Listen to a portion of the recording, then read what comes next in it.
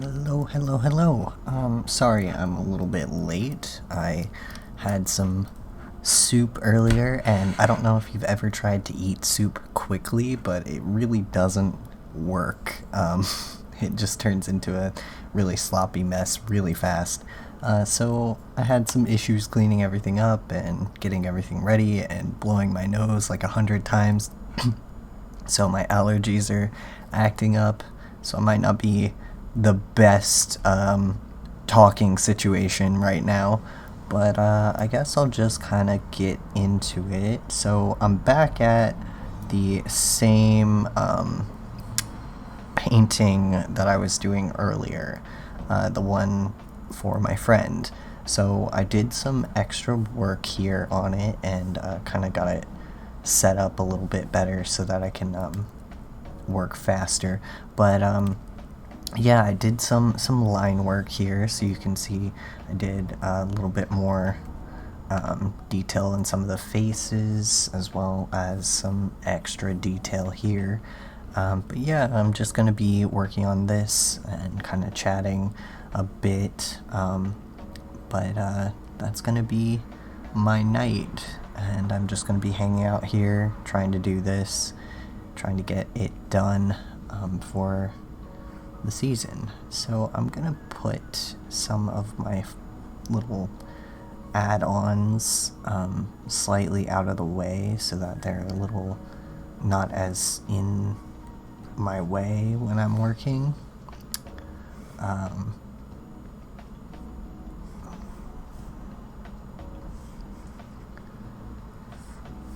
Let's move all of these. Clip Studio windows are really finicky. They're like hyper reference to like the area that you're in, so they turn into weird shapes when you click and try to drag them places, or they try to link to another window. But yeah, I'm just gonna make this little reference window that I've got here smaller so that it doesn't obtrude too much on what I'm doing. And I like to have this little reference window just because I like to know what the composition is going to look like zoomed out. It makes it a little bit easier for me to see what I'm doing color wise, and to see that everything works together really well. So I'm gonna be kind of trying to place this in a way that doesn't obstruct my ability to paint. Hopefully I can get it. You know, you might just do this and then go like that. That might actually be somewhat better.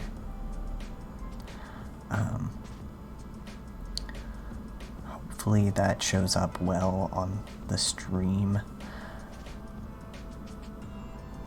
Yeah, there we go. And the way that I got this little add-on window was easy. You just go into window and you go into your settings for this window that you've got. And once you go in there, you can duplicate your canvas. So you go to canvas, new window, and it'll give you a secondary window of the canvas that you're working on. So I like to do that just so I can see what I'm doing. Sometimes I'll even do like a mirror image of the canvas.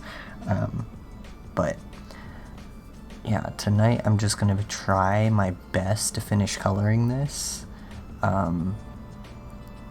Everything about this piece has been very slow going, so we're gonna do our best here, but I don't make any guarantees. To be honest, I'm not even sure that I can finish this in the time that I wanted to, but I'll try. So what I like to do when I'm starting in a piece is I like to have a color overlay. And this color overlay is really easy to handle. I usually just do a normal layer and have it underneath the sketch layer, and it just makes it a little bit easier to start when you're painting. And then I like to pick out where my light sources are going to be on that layer so that I can really easily put everything in. Also, this isn't set up right. This is my palette for when I'm doing other things. So I'm actually gonna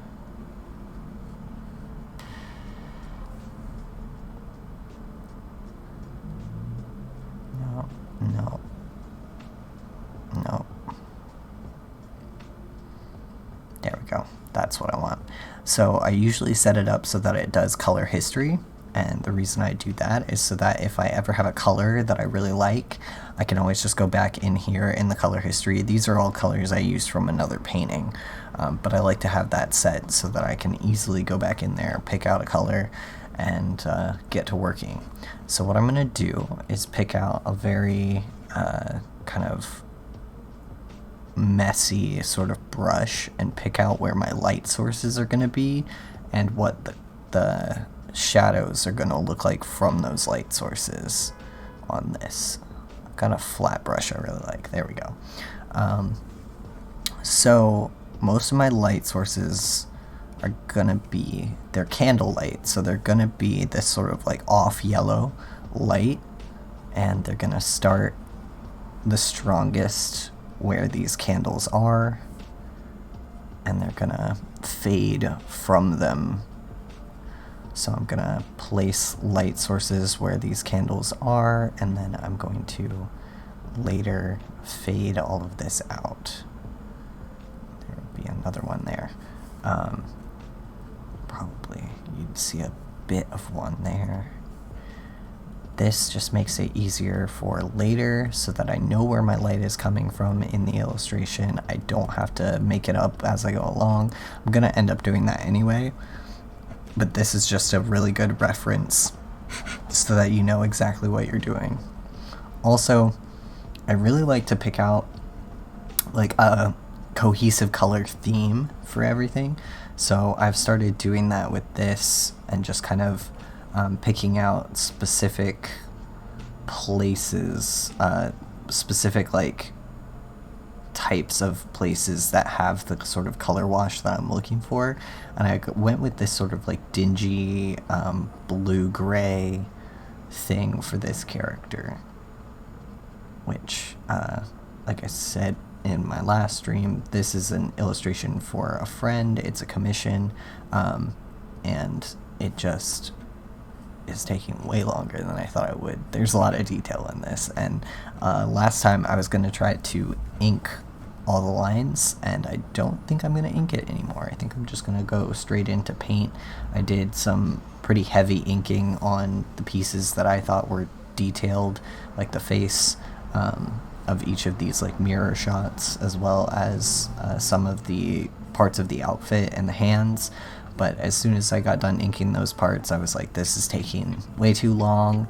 It's just gonna drag out if I try to ink it, all of it, all at once. I can always just add more ink later. So that's what I'm gonna end up doing. Also, I'm adding some very, very soft light to the mirrors because it would show up on them. Whenever you have a mirror, light reflects, obviously, so you're going to end up having these like off reflections on mirrors of where the light will be.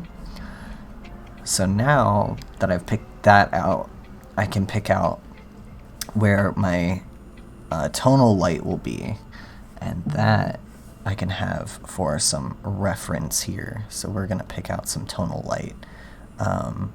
Tonal light is pretty easy. I usually go with a big wash brush like this and just kind of go around these light sources. They're gonna blur, they're gonna create a bit of edge lighting on things. This just makes it easier down the line. This actually, none of these steps are gonna probably show up too much in the final paint, but this just shows me for my own use where everything is going to be. Alright, and then that I like to keep on the same layer as my light, and then from there I'm going to pick an even wider tonal light and go even wider around the perimeter. That's just going to blend those two together, make it easier to see, make it easier for me to see, and make it easier to translate for when I'm doing things later.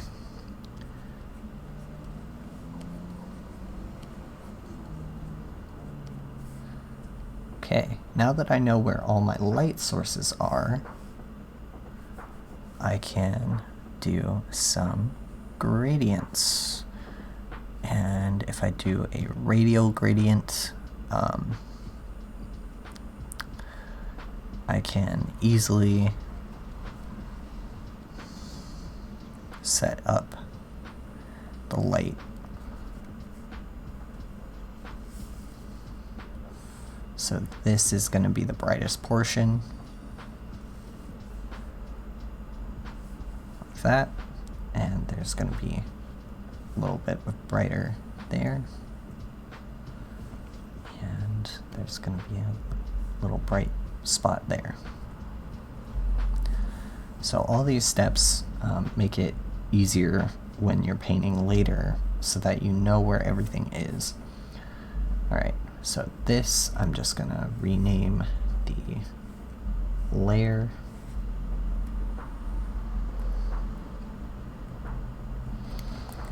Name it light. Name this one backdrop. And name this one lines. And I have this handy little color ID that I did earlier of like the style of colors that I want to use for this. So one thing that I can do with that is, now that I have my light layer, I can go lock it, and then I can pull from this little color ID and put some of those colors into the light layer. It's not going to fully paint over it, but it is going to make everything a bit more cohesive. And as you can see, it's just sort of muting out some of these colors, because a lot of these yellows are super bright.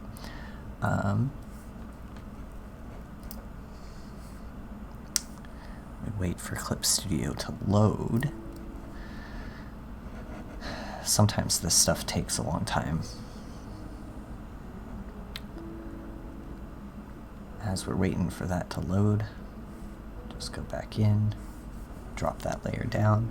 So now I have a pretty clear indication of where my light is coming from, where it's going to be on things.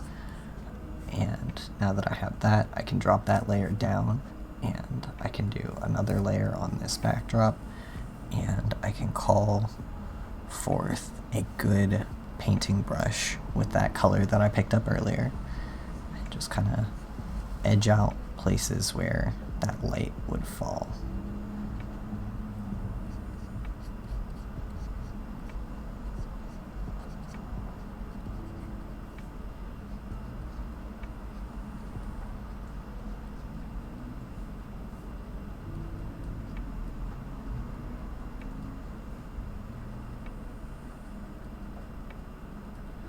And I know some people don't have to do this, but for me, this just makes the lighting and the painting a little bit easier down the line when I'm trying to paint it later. It makes it a little bit easier for me to read, and it makes the depth of everything a little bit better, to know where your light sources are going to be and how they're going to impact things and affect things, and how they're going to play with other sources of light. And later, this yellow bit that I'm doing won't even really show, because I'm gonna end up deleting half of these layers once I know where my light sources are. I kind of like just keep these on the backdrop so that I know where everything is, and I'm not scrambling for it when I need it. Put that there. This is a little bit lighter. These are lighter here. I really didn't want to finish this piece because I wasn't quite sure how all of these things would tie together, but you know, now that I'm looking at it with the light pulled in, I think it is gonna end up being nice. I think it's gonna work out. I was almost about to redraw literally every part of it, Don't you always hate that when you have like a piece that you're almost done with and then you're like, oh no, I have to redraw it? It always happens to me. Might just be my own like insecurity, but I get done with something and then I'm like, it's still not good. I should just finish even more of it. But yeah, there's all the lighting that I wanted to put in and mark out for myself. And then, so I'm gonna merge this down with that one. Rename this one light. Then I'm gonna do shadows. So I'm gonna use this. This is not quite black. It's like an off brown. And I'm gonna paint in. Actually, I'm gonna use a bit of a more blur brush. I'm gonna paint in some shadows. These shadows are just gonna like gently blur to where you can see where the shadow of whatever you're working on would be. So I think it would be something like this. Over here would be pretty shadowed. But the reason I put these in is so that I can clearly pick out shadows in what I'm working on. And I'm gonna name this one Shadows. There we go. Then I like to make a folder.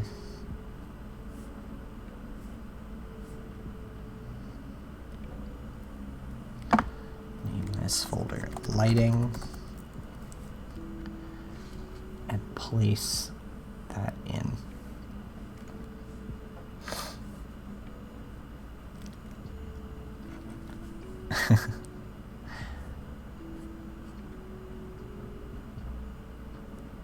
Hey St. Laurent, what's up? Good to see you, dude. But yeah, also with Saint showing up, I can say that I'm not gonna be checking my chat too often. It's on my phone, so it's a little hard to see, but I will glance back at it every once in a while. Anyway, now I've got lighting all set up for myself.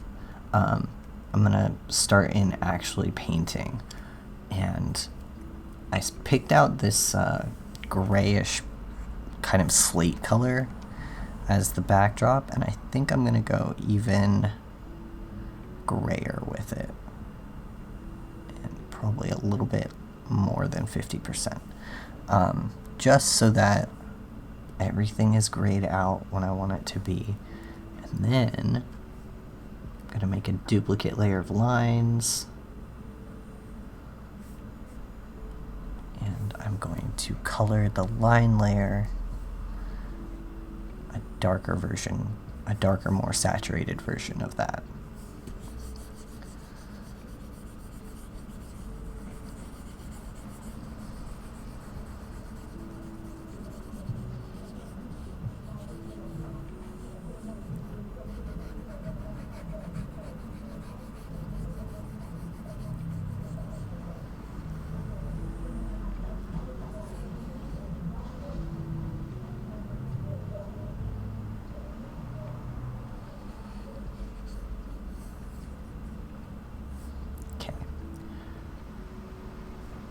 Set that on multiply so I can see it. Cool. Now I can finally go in and do some shading, and I think what I'm going to end up doing is probably picking out shapes that I want to be the foreground and then shading behind them. So the way I'm going to do that is I'm going to move this down. Underneath lines and underneath lighting, I'm going to make another layer, and I'm going to make this the picking layer and the flatting layer. I'm going to use this green and a pen to pick out shapes, like the foreground shapes and then the midground shapes. So for foreground, this person; for midground, the armoire and these reflections, and the chandelier, and then background, these things. I'm gonna leave the background this gray color, but I'm gonna pick out the character in the foreground.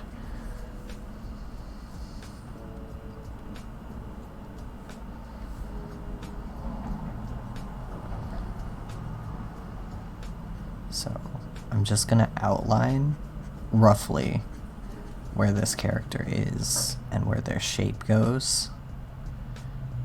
And once I outline that, I'll have a rough shape. Normally I would line art everything before I flatted, but since I'm gonna go straight into painting, I don't really want to do that, so I'm just gonna flat like this. And hope that everything works out.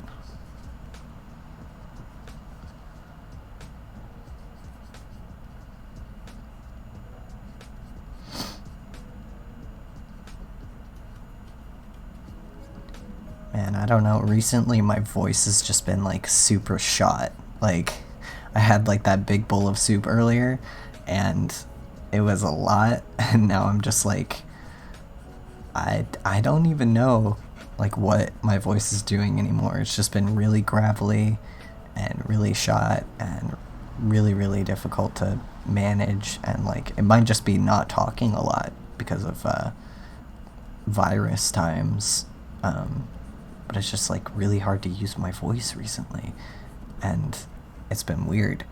So I've been like cooped in my own house, not really talking, and it's weird to get online and actually speak and, you know, never really know what to say. Hoping that I can do these outlines quickly. Normally I can shell them out pretty fast, but this is a pretty detailed pose and a pretty detailed character model, so I'm hoping I can get them out and then really simply do everything else I need to do. But flatting is always the thing that takes the longest, and it's also always the thing that annoys me specifically the most, because it just takes forever, and then I end up doing it for hours, and then it's like I didn't get anywhere closer to finishing the thing, but I've been working for an hour, and I just always hate that. Like, I hate the feeling that you're not working and that you're not like making progress. It's the worst. This is actually, when I went to university, this is the thing that I hated most too. I hated flatting, and I know that there's like easier ways to do it, like the selection tool and things like that, but I really like texture, and since this brush has like a very mild texture to it, it's just like that much better, and I don't know what it is about that, like, it's just like a really mild canvas texture, but something about it just makes the final product that much better, and I like it that much more. So I end up just kind of traditionally, not even traditionally, just like doing my flats in the most obnoxious, hardest way to do them, but it looks so much better to me, so I do it anyway.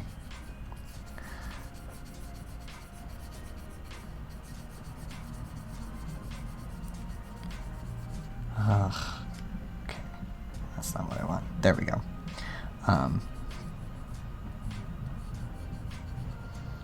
Also just been super hard to actually do art recently too. I know I'm not the only one that feels that, but there's been a lot of like struggle with art recently, and a lot of it probably has to do with like current state of things, but it's been a difficult time, like getting motivation to do stuff. That's why I decided to start like getting online and doing streaming stuff and putting things out there, you know, like having a reason to get up and get to my desk and actually do work.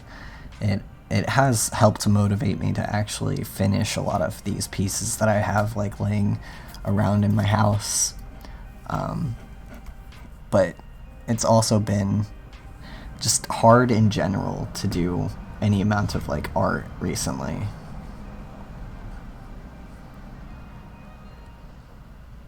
Let's see. Let's pick like a lighter color for this.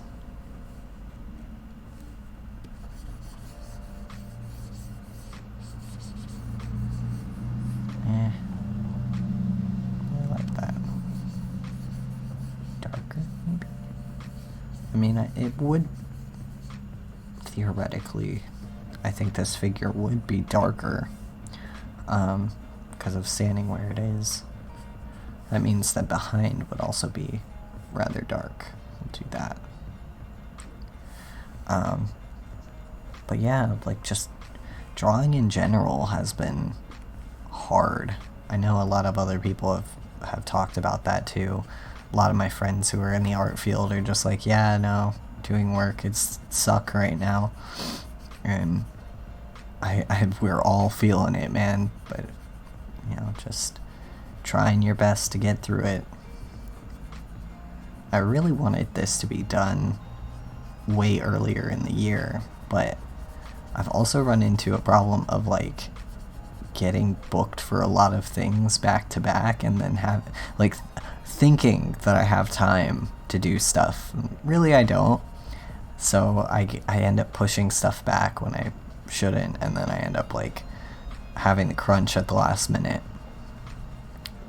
and it sucks. Like, I wish there was a way to, like, I know that you can kind of book yourself out and say, no, I'm booked for a while, but, you know, as an artist, it's like, I do need the cash, so I take on a lot more work than I should. I end up, like, getting onto projects super often, and, like, a lot of the time they're projects where it's like, they really weren't ready for me as an artist. Like, they didn't have things squared away, and then I end up having to do half the work because I have to like fix whatever they needed done because they didn't do it, and it ends up a lot more work for me, and then I end up not having as much time. Not saying that I'm like blaming anyone that I've worked with, but it's just, it does build up eventually. You do end up like getting booked for a bunch of things and being like, okay, cool, this work should take me about 2 to 3 hours, and then you get an email back from whoever you're working with, and they're like, oh, it's gonna take more like 9 because you have to do a bunch of other work too.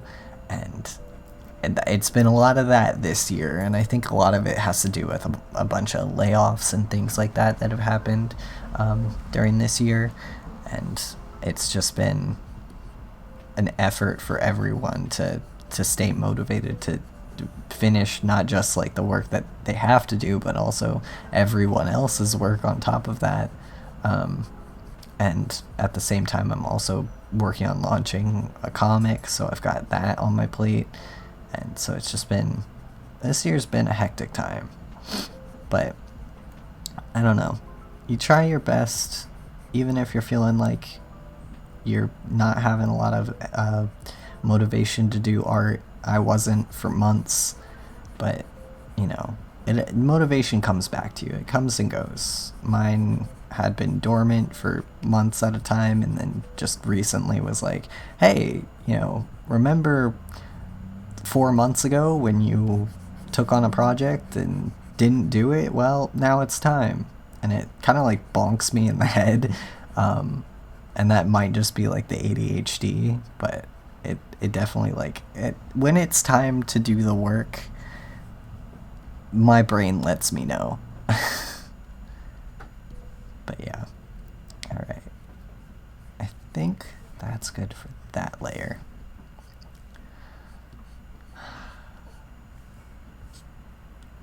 Just really want... I'm working in mostly monochrome right now.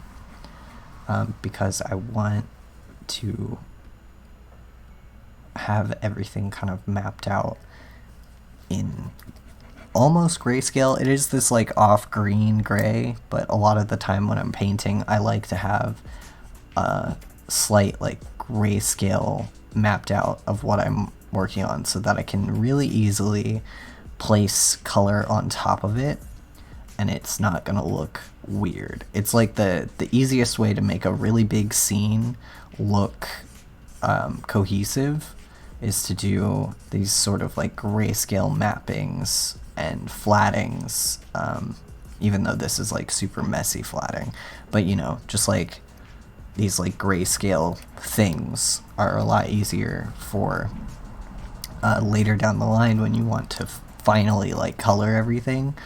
It makes everything so much better for you. And I've learned to do this from university. I had a professor that like was working in the same room as me on something that he had to do for a class, and he came behind me one day and he asked if like I needed help because my piece wasn't for his class or anything, but he had seen me struggling for a while, and he was like, do you need help like figuring something out? And I said yeah, and he walked up behind my computer and watched for a while and then turned to me and says, I don't think I can help you with the way that you paint, and then immediately referred me to the dean of our illustration department to talk to him. So I learned this whole thing from both that professor and the dean of our illustration department at my school, because the way that I painted was so unfamiliar. Since I was in the comics program at my school, so I was in sequential art, and the way that I was working was so unfamiliar to my professor that like I worked a lot like an illustrator. So but I was working on comics, so the dean of the illustration department is the person that I went to talk to, and technically our departments were combined sort of, and so he was the dean of our department too. But yeah, I just was working in a way that my sequential art professor couldn't handle, and was just like, I have never seen anyone work like that. So it was just like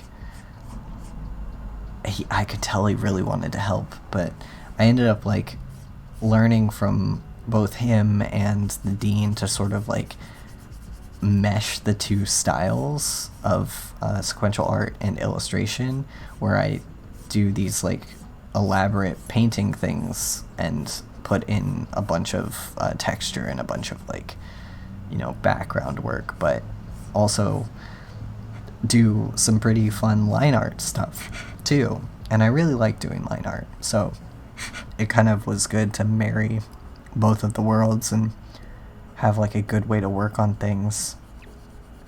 But yeah, that's I didn't get a lot of fun out of art school, but that's one of the things that I'm grateful for.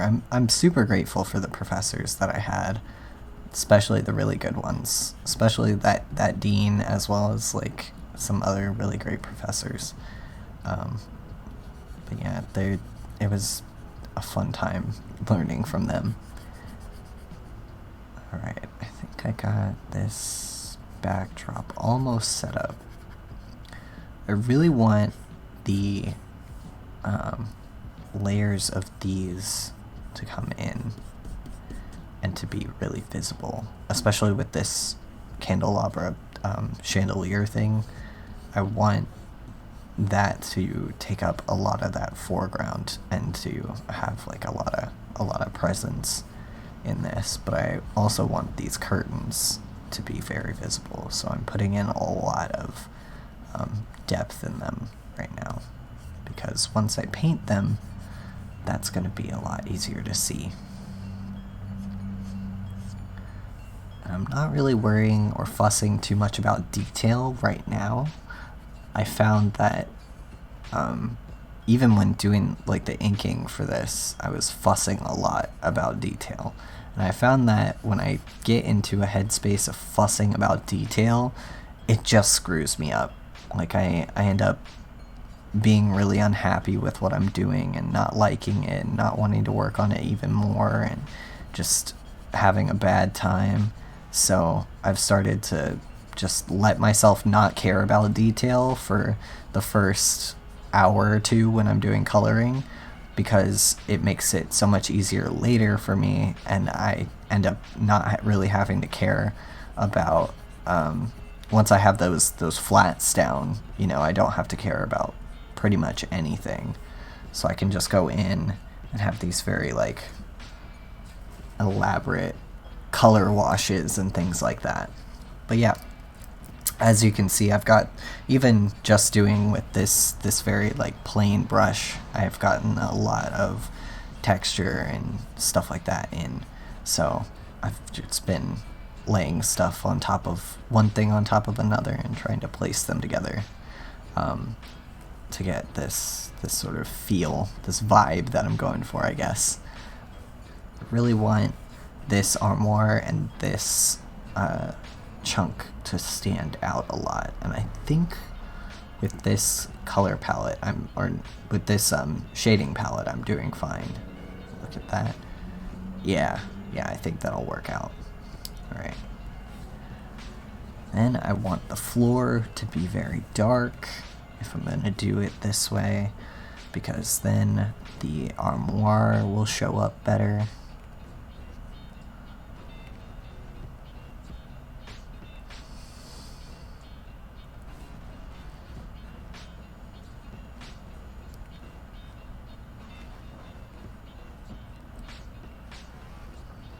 There we go. That's a slight bit darker, maybe like this.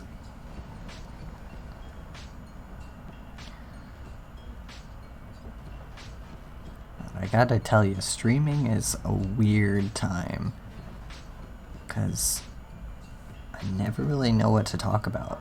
I said in my last stream that like I'm not a very talkative person. I tend to sit alone in silence quite a lot. So it's weird to get online and be like, okay, I'm gonna be online and talk a lot at random hours of the day.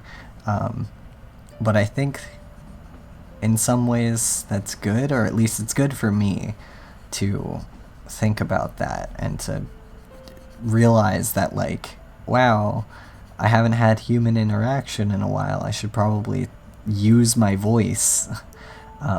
Because as a person with autism, I don't often think about how little I speak.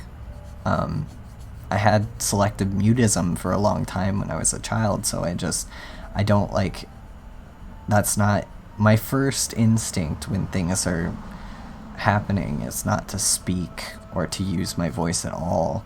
I tend to shut down and not talk, and I guess it's been an indication of my stress lately, how much I haven't been using my voice or haven't been talking, because I've just been absolutely silent, and it's been weird, I guess.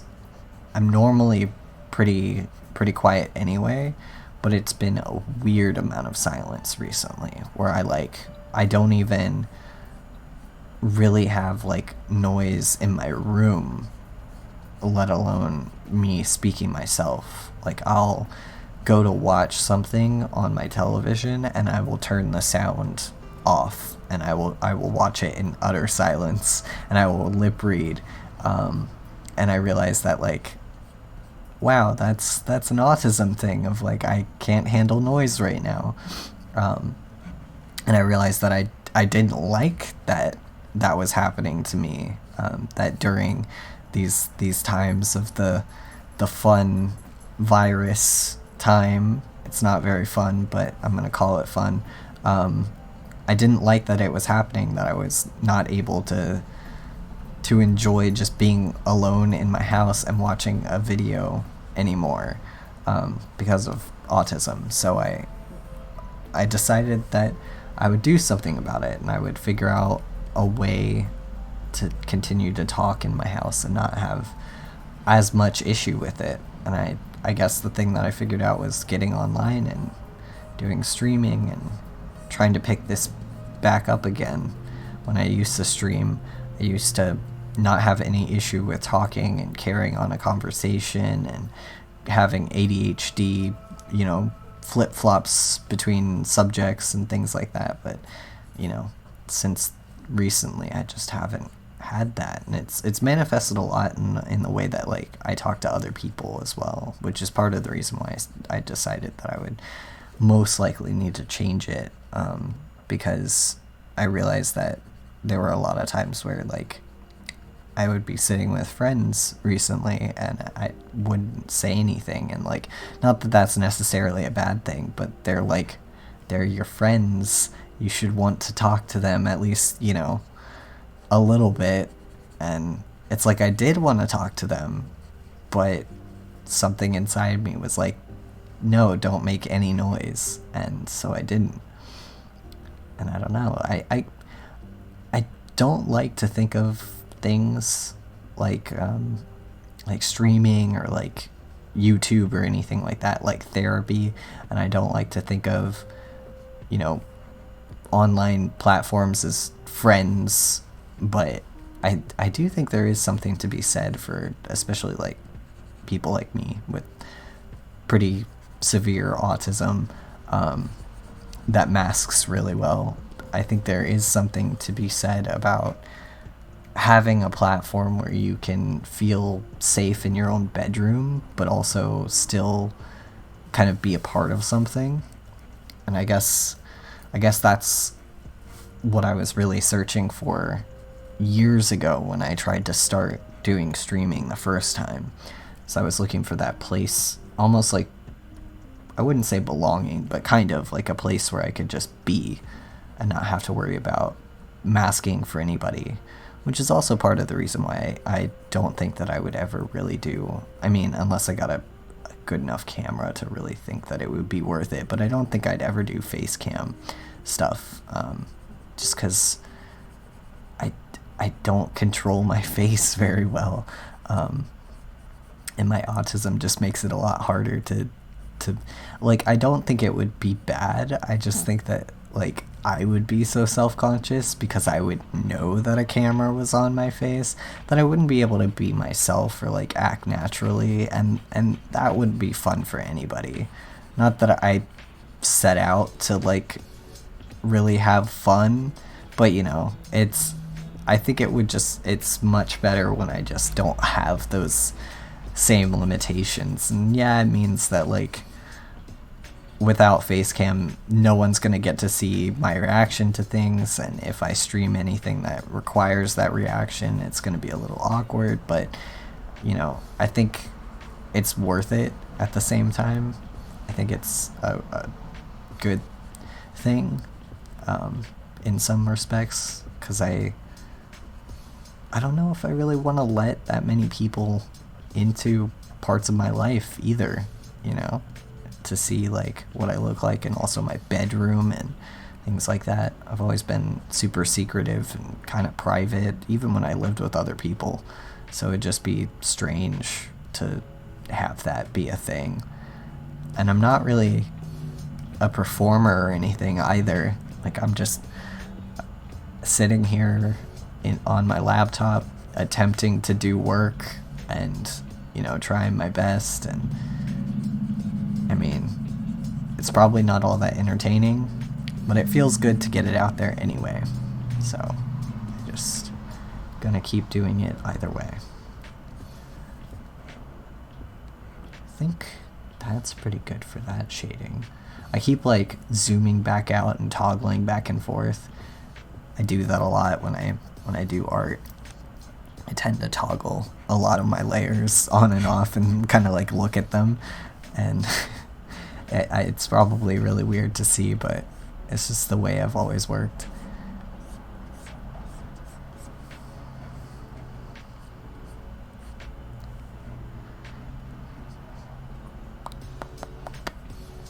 Okay.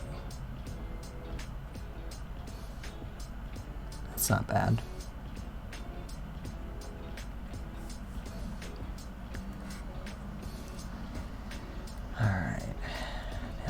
Light is coming from there, that means that under here is going to be really dark.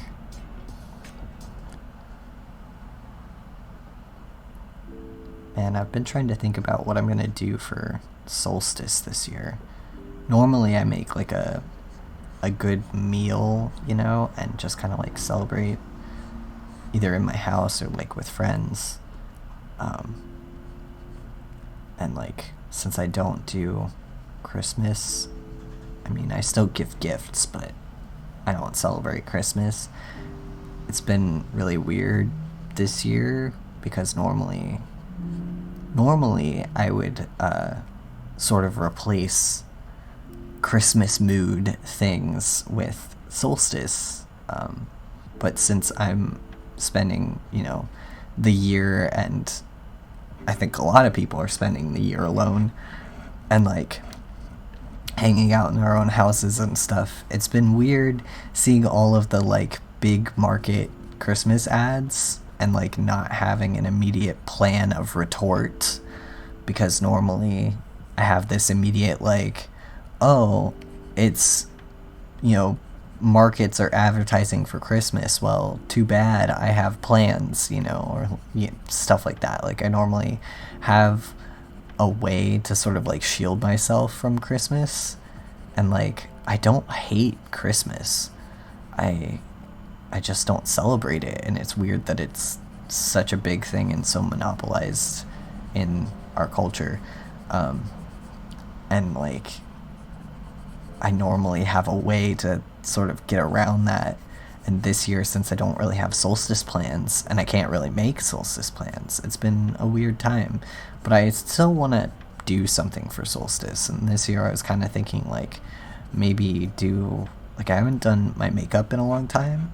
I was thinking maybe to do like a fun makeup look, a fun inspired makeup look, and maybe like sketch that out, or do like a painting or something and have some fun with that. But I haven't decided on anything. I really don't have a lot of inspiration for that this year, because like, since everything's been so wacky in the world, I haven't really had that much time to like stop and think, and so I haven't really had that much time to plan. But I might do something fun. If I do like a fun makeup look, I think I would probably do like a photo shoot to go with it. Normally when I do, like for Halloween this year, I dressed up in my house and just hung out in my kitchen in my Halloween outfit and took pictures, and that was really fun. And I think maybe doing that again would be fun too.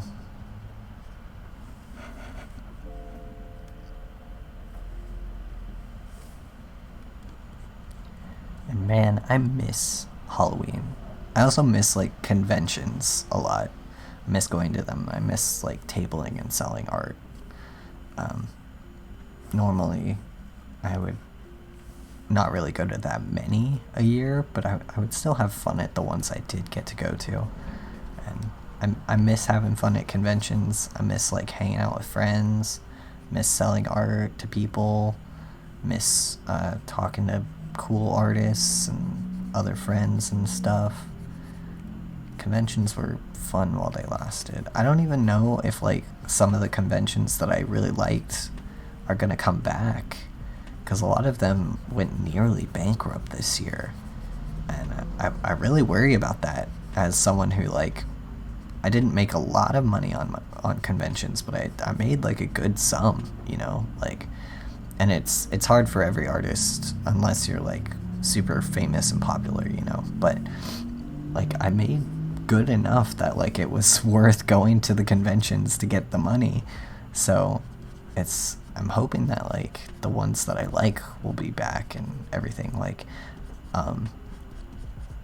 there's a lot of really big ones that didn't happen this year that I'm gonna miss. And there's like a specific holiday one that I like to go through a lot, and I miss that because a lot of the fun of like this time of year was wrapped up in that too. So I miss that. I miss like the friends that I make at conventions and stuff, and also the friends that like, not that I make, but like the friends that I only really see when I go to conventions, like friends that live far away. So I just hope like next year maybe is a little bit kinder to us about that. I don't think it will be.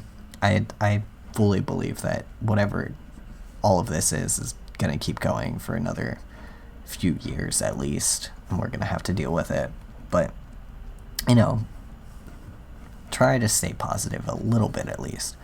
But yeah, I do think that this is gonna last for a while in this country. Because I think that it's been handled so poorly now that there's no way to, like, really back out of it. So, alright. There we go. Starting on mirror stuff. Woo. Right now I'm just, like, blocking in all of these colors, I guess, or gradients, so that I know where everything belongs. Once I have all the gradients blocked in, I can go in and actually add color.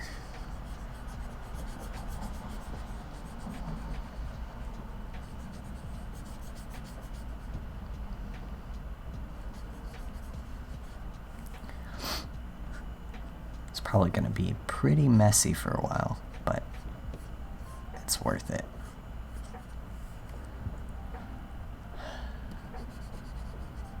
It's also really weird to be listening to whatever the hell lo-fi music this is right now, because I normally don't listen to this kind of music, but it's kind of the only kind of music that you can really get royalty free. So it's really awkward listening to this, because this is not my kind of music. I wonder if I can even switch what kind of music I have. Let's see. There's a holiday station. Not doing that. Let's see.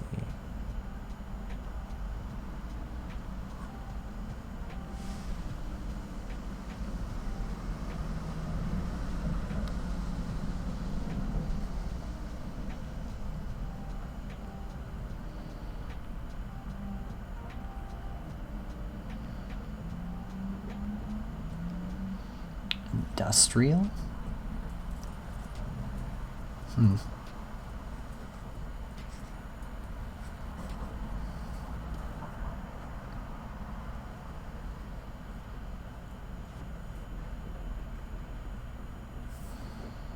Okay. We'll go with that, I guess.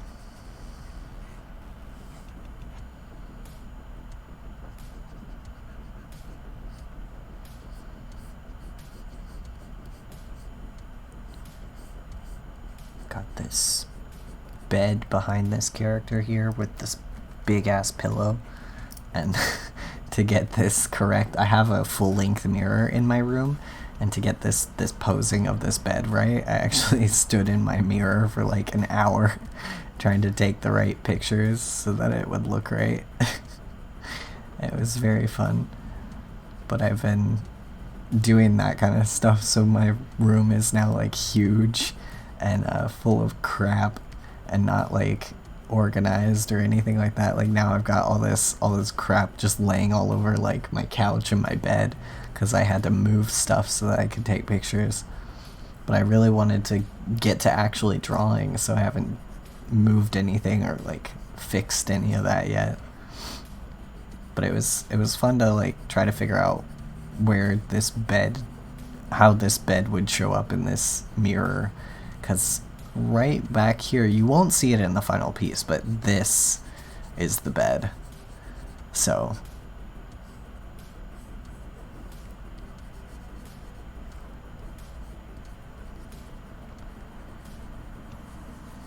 okay.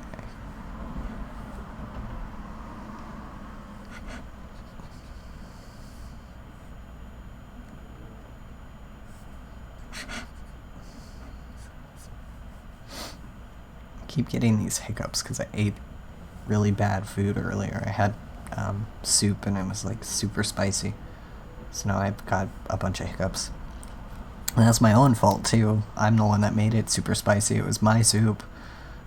Like, I'm the one that cooked it and decided that it would be spicy like a dumbass. But yeah, that's been, just keep like, if I go quiet for a while, it's because I've got like 5 hiccups in a row from the spice. It's also made my nose really runny, and that might be part of the reason why my voice has been so strange today. But yeah, got this done. And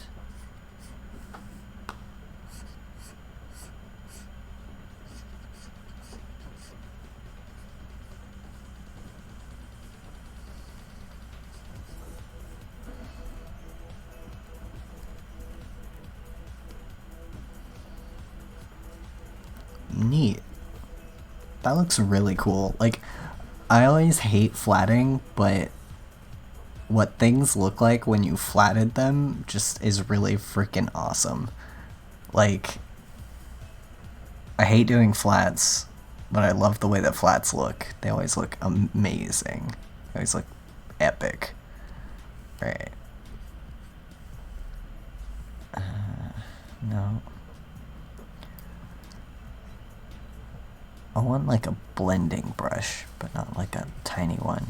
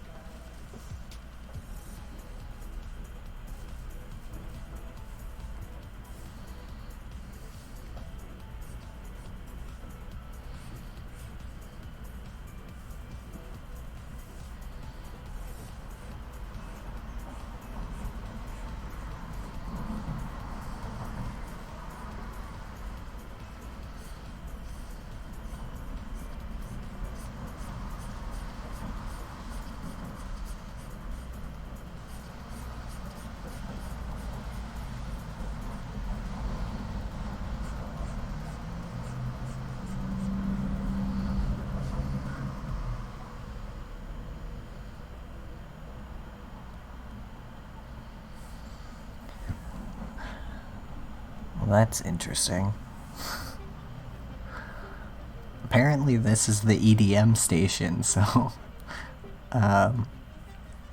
it's not bad. It's pretty good EDM, I guess. I guess I just didn't know what to expect when I clicked on it. I mean, I expected EDM, but not like... I guess I just wasn't expecting vocals.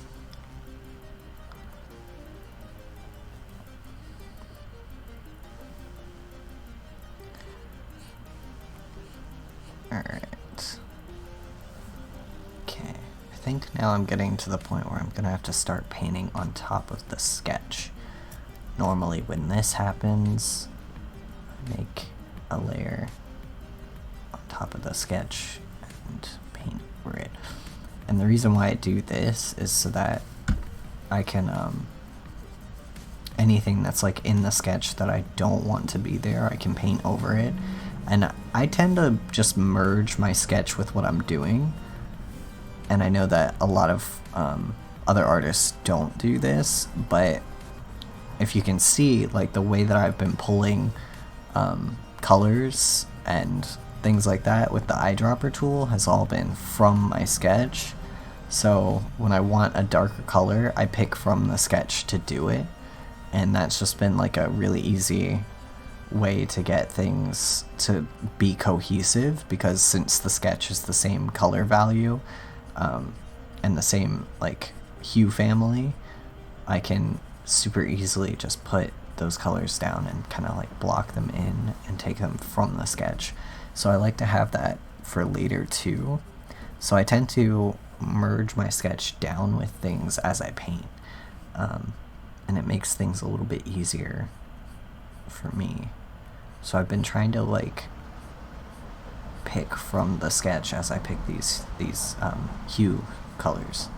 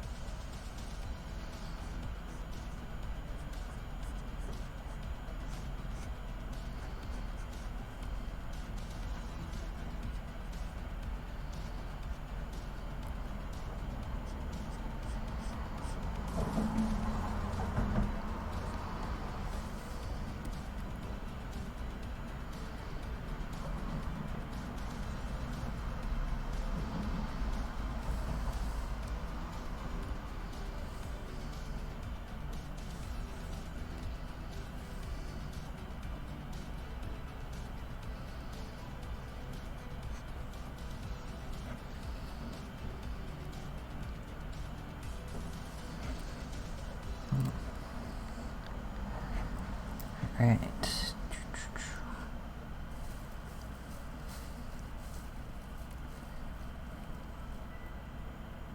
Darker color. There we go.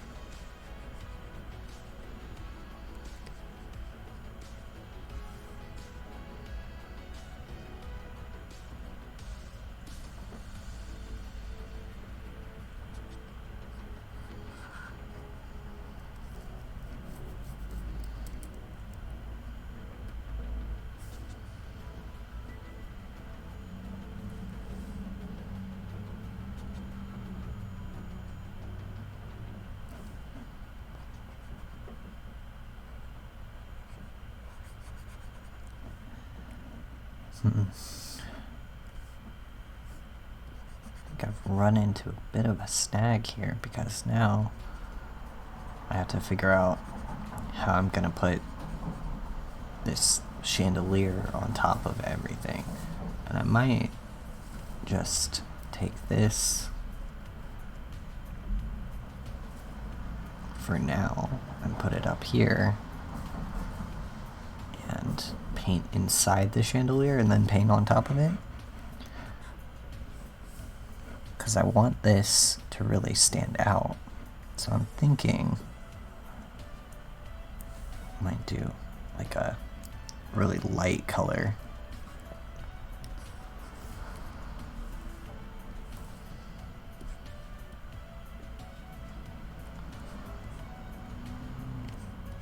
Like that. That would work. Cool. Okay.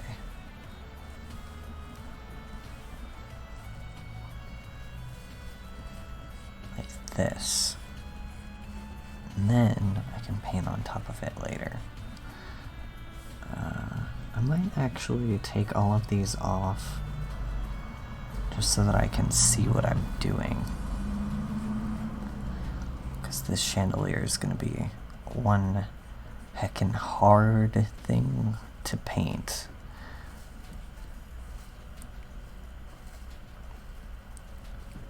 Because it's got a lot of shapes and forms and weirdness to it. Chandeliers always do. Like, I don't know why I chose a chandelier to do this, because they're always hell on earth to paint, unless you like. I'm probably gonna end up doing, but unless you go in with the curve ruler tools and things like that, then they're all right. But like just like freehand painting them, they're hell. I have a feeling that I'm gonna end up going in with the freehand curve ruler tools, because I'm gonna end up not liking any of this. But I'm gonna paint it in just for now, just so that I can get an idea of what this is gonna look like. Because I need to know where this where the edges of this are gonna go, so that I can really easily put in like the edge of this mirror and things like that. It will be much easier for me if I have like a rough indication of where this chandelier is. Put this here and that there. Okay. That means that back here is where this piece is. So this is roughly this big. That's a lot smaller than I thought it was going to be. Actually, probably more like...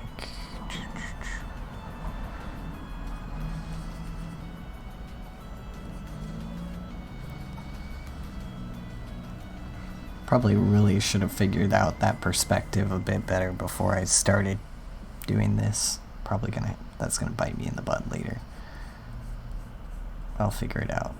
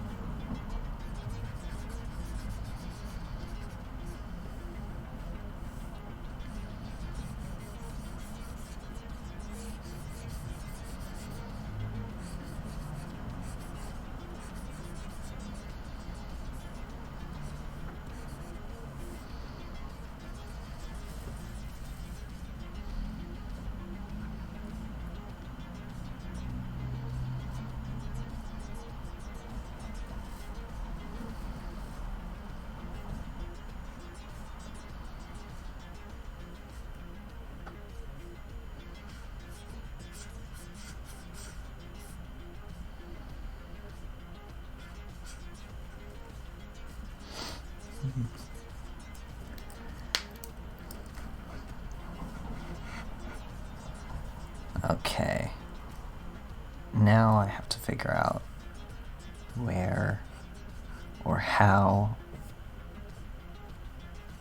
I'm gonna get that perspective right.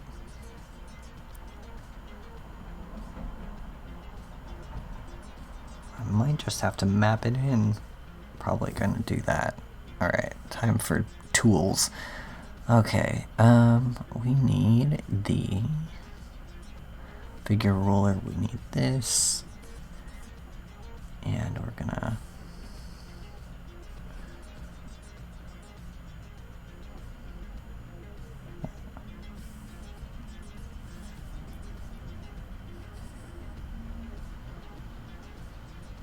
okay. Alright, time to figure out the perspective on this chandelier.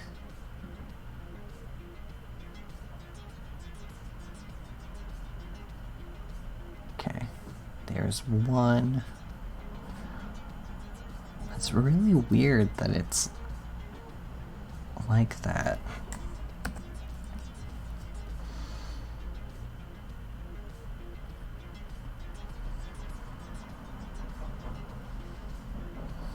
It's got like a weird tangent right there that I don't really like.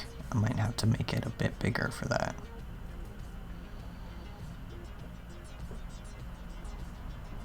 Then it's off. It actually should be more like this.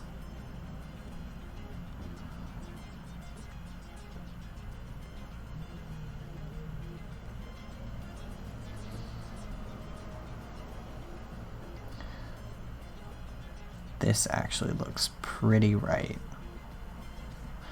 Okay, now that I have that, I can just duplicate it.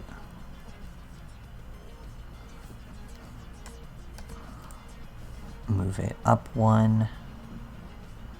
This is where the little bump parts end.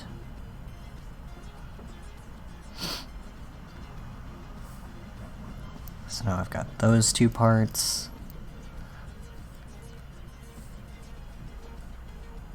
Duplicate it again.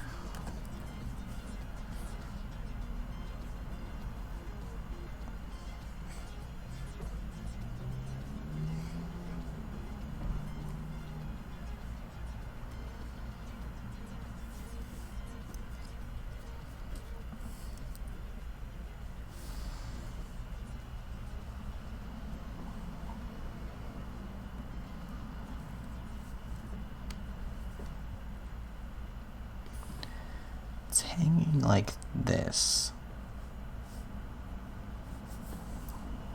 God, the perspective on this is so weird because it's a weird 3-point perspective, and I eyeballed it and I shouldn't have done that.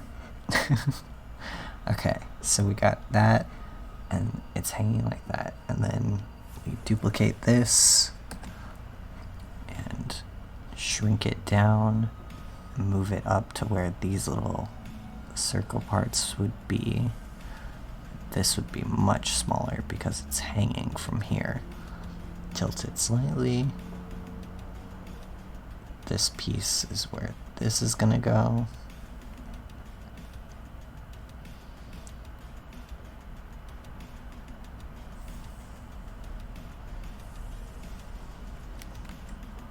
This would be a bit bigger.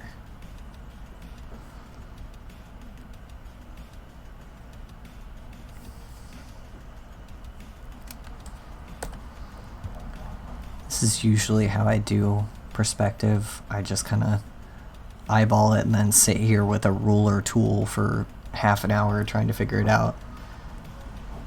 Alright, do it again. It's also a lot easier to do things this way because then I end up not being super disappointed when they don't work out. Because I can really easily just go through and do them again.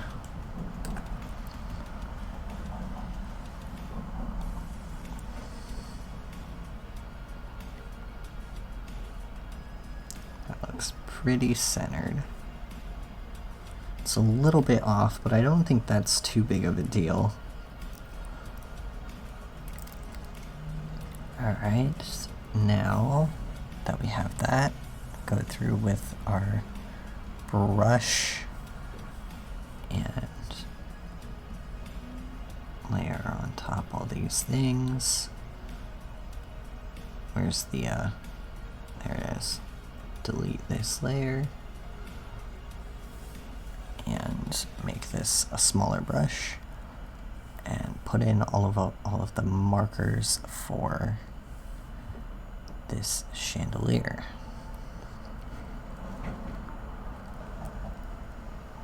So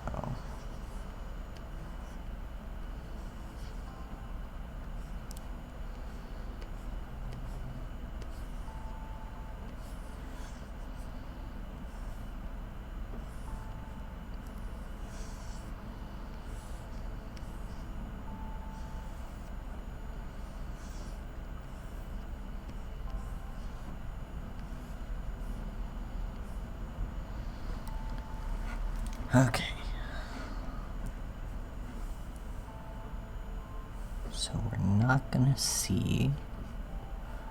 This one is on top of that, so this one is inside here. You're not gonna see this line. That one is on top of there, so you're not gonna see these lines.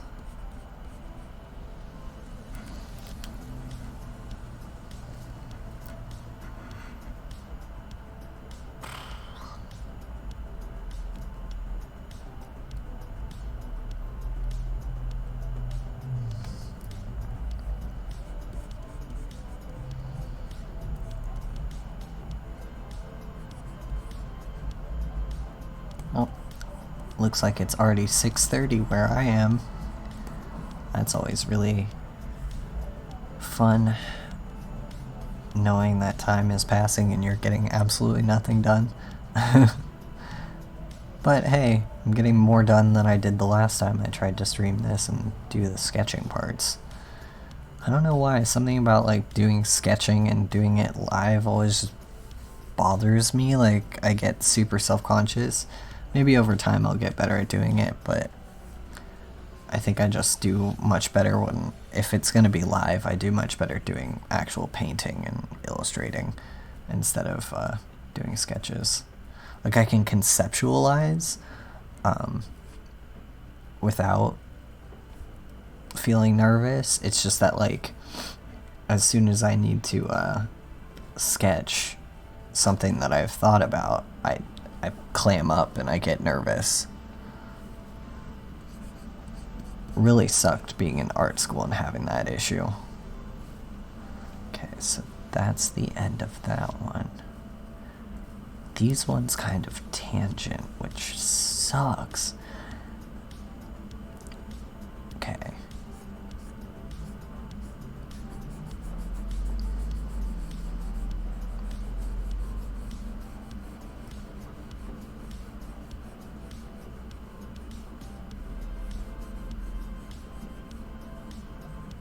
Really just trying to lay in these values of this chandelier so that later when I have to actually paint and draw it, I'm not up in the air not knowing what to do. Chandeliers are hard. Like, chandeliers, candelabras, like those sorts of things. Someone asks for me to draw that kind of stuff and I just, like, I don't panic because, like, now I have fun little tools and shorthands and things to do, but I'm just like, why would you make me do that? And, like, the worst thing about this is I did this to myself. I chose to draw this. I wanted to draw it this way. I thought it would be cool because I'm stupid, and I thought that drawing it this way would be a fun time for me. It's not, but okay. Those are going to be the markers for that.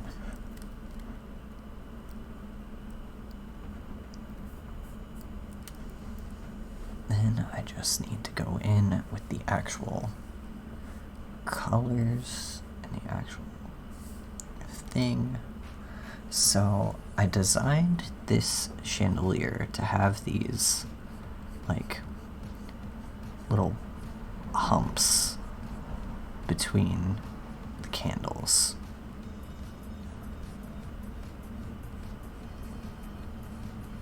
And I think I could probably eyeball them without having to go in with a ruler and place them all.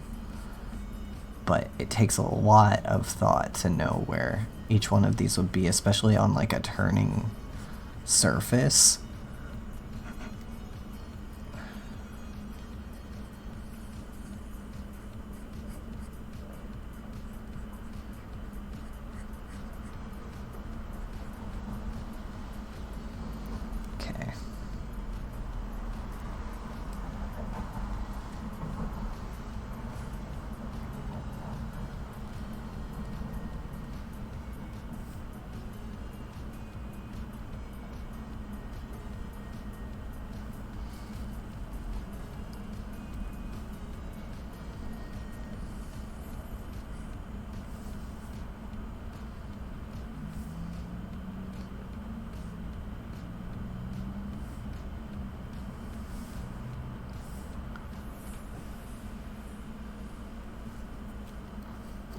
It's taking forever to load everything now.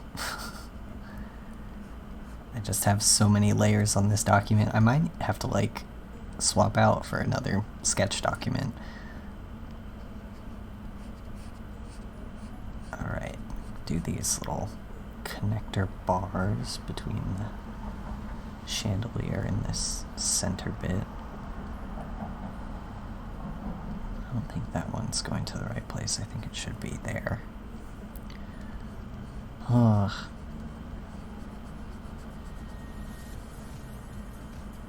Wonder what I should really do for if I do my makeup for Solstice tomorrow.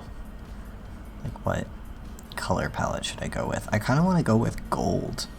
I feel like gold is a good color for, like, Yuletide feelings, but not being too Christmassy. Like, I know a lot of people use gold for Christmas, but just being, like, not as related to Christmas as, like, red, you know, or green. I feel like I could do some fun looks with some gold. Especially since gold is one of my favorite colors. I could probably do something really neat and then have some real fun. I also realized that recently, like, I don't have very many photos of myself. Like, I think my most recent profile picture on all of my social media is from January of last year. Or January of this year, but like this past New Year's, not the one coming up. And like when I noticed that, I was like, oh, I haven't had the need to take pictures of myself or felt the need because I haven't gone anywhere or done anything. So I have no pictures of myself from this year, and that was kind of upsetting to find out. So I was like, well, maybe this is the year of, maybe like I should have a Yuletide portrait situation, and then I can just next year start taking, even if we're still in quarantine, I can start taking like more photos of myself. Because also, you know, with my life, like I like having documentation of like being alive, because my dissociation gets so bad sometimes that I just like forget that I'm a living being, and it sucks. And I really want to have like a way to confirm that I've been alive for another year, you know? So I think doing some fun like photo shoot stuff for Solstice would be really fun. And I can do it in my own house, which is another plus side.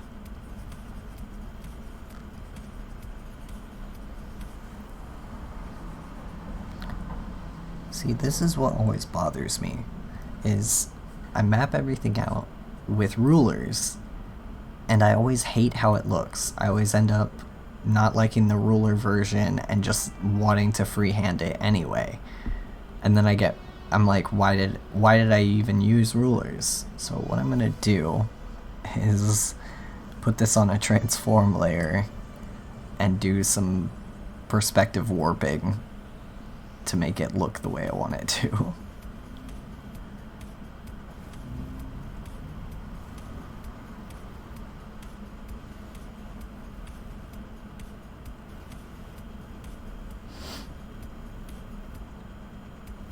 I think it's really just that the angle for me isn't right.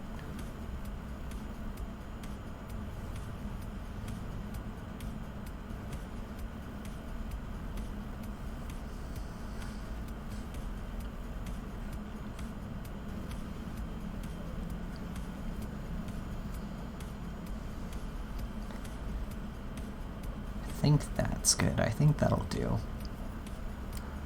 And we're gonna do another perspective warp to try to warp this edge here.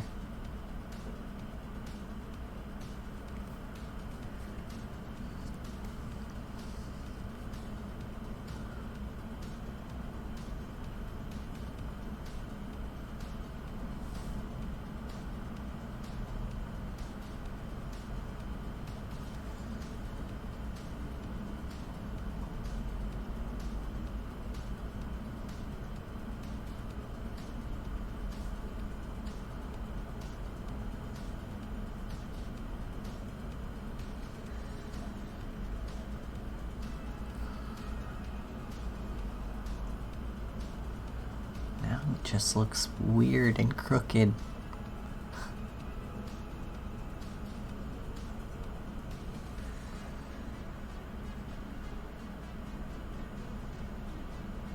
God, this chandelier is gonna be the death of me. Why did I do this to myself?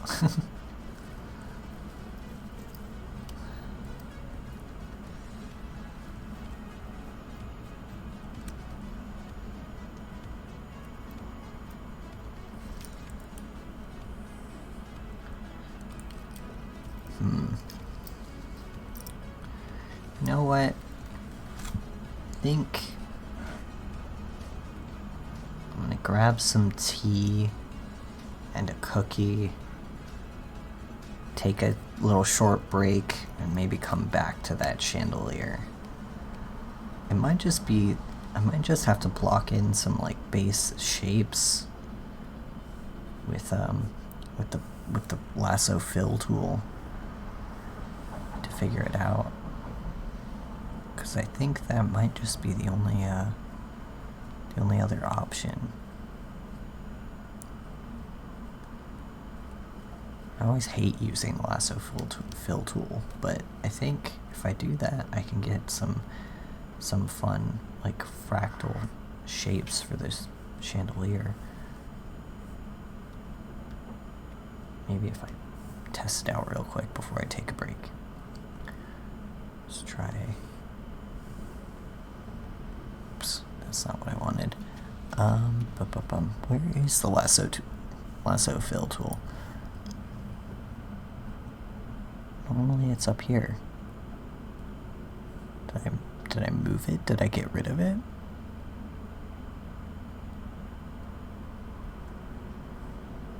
Here we go.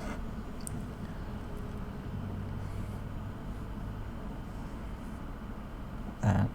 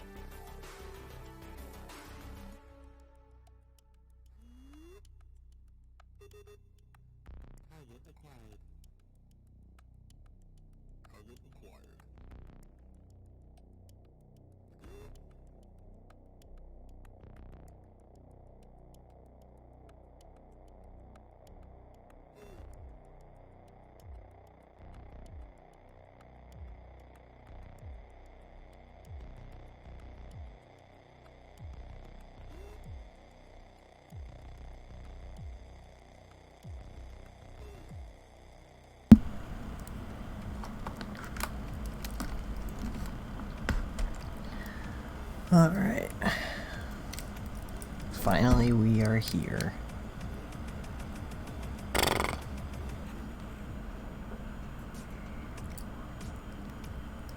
Okay, so I made some tea and some french fries.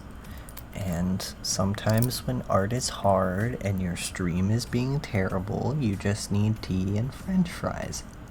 So I'm gonna be eating french fries and drinking some tea.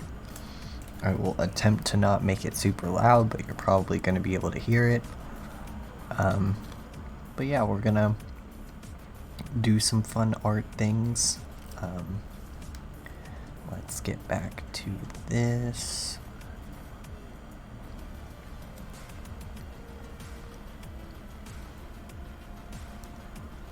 Cool. Alright, back to that screen here. Okay, so I've laid in all these gradients. I've put in everything that I need for the color palette sort of situation that I want, and I've got this color palette, color ID up at the top of the kind of color palettes that I think are interesting. And so I'm going to be laying in the rest of these gradients and attempting to fix this chandelier here in the front right here. Once I have that all fixed up, I should be good to actually start laying in color. I have like most of the shades down that I really like, so I'm going to be doing that mostly, kind of handling this color thing as quickly as I can. So when I left off here, I really wanted to go in and like just trace out what I had for what I had already sketched for this chandelier.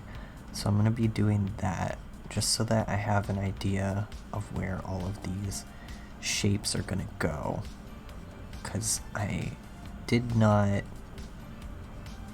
do this on an actual like layout, so I don't really have much of a clue of the perspective of this. So I need to trace out what I sketched so that when I do need to do the perspective, I can use the sketch traced to do it. So I think this is going to be the bottom end here. The way I sketched this out was really weird. And like chandeliers in general are hard and weird to draw, so it's going to be a weird time. But yeah, stream's been weird today.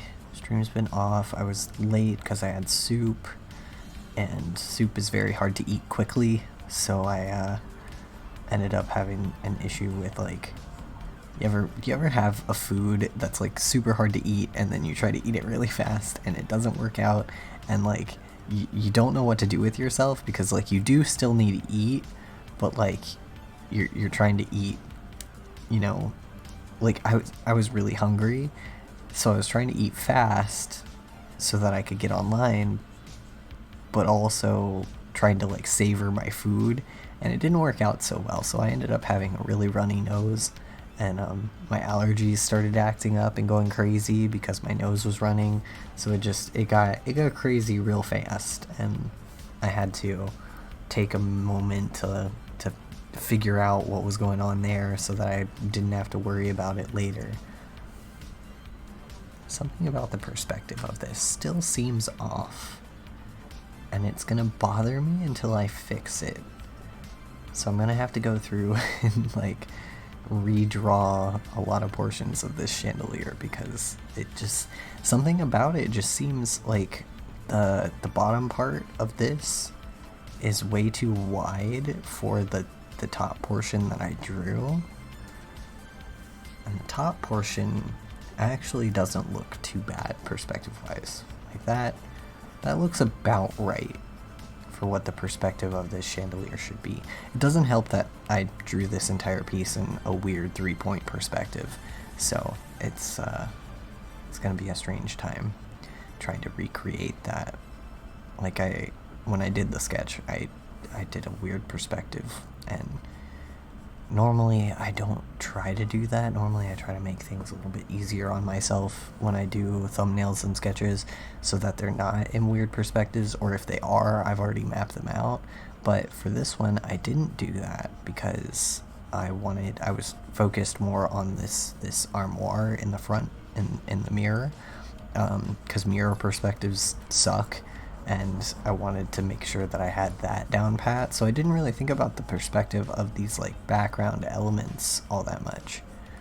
But I probably should have, so that I wouldn't be doing this randomly, so that I could actually have this done. Okay. I think this center portion looks right.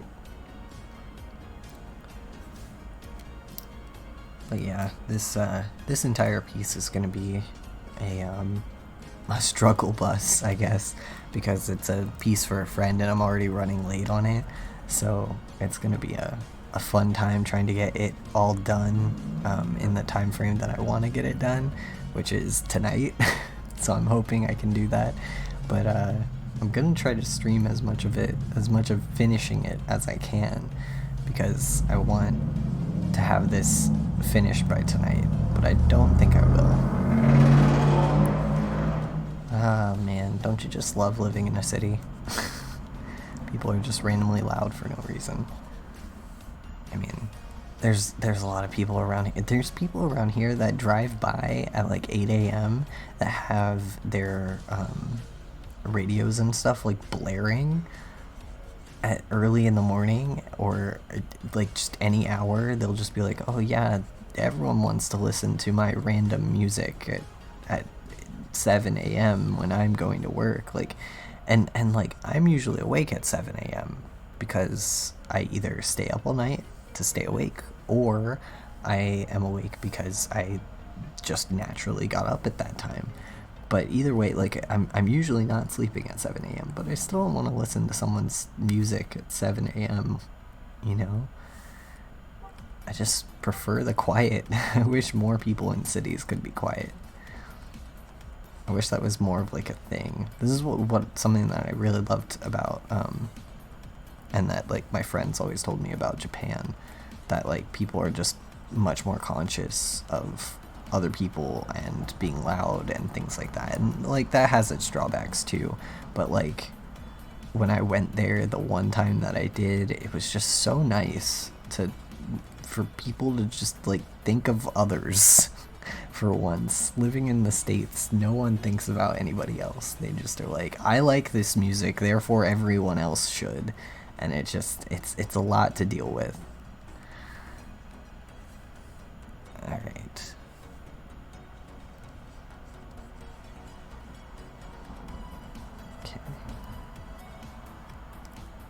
It still looks off. I hate this.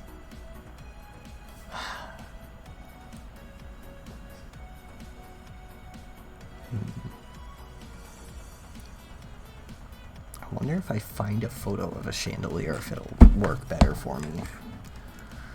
I might have to do that. I might have to get some reference for that chandelier and figure out what I'm doing wrong with it. Hold on. Let's find us some reference.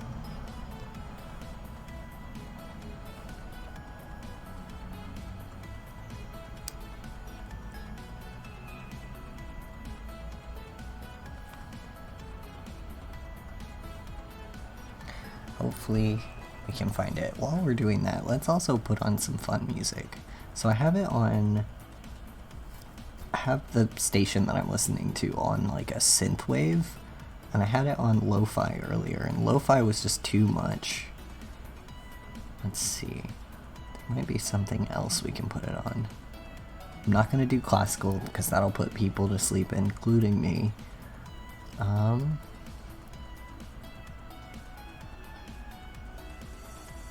What if we try... I'm not gonna put it on metal because that's also too chill.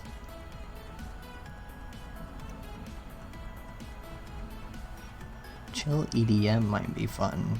Like ambient maybe? Just chill.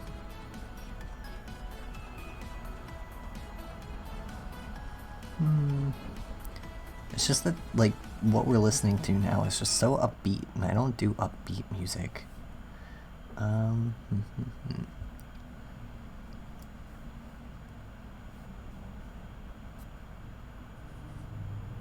How about this?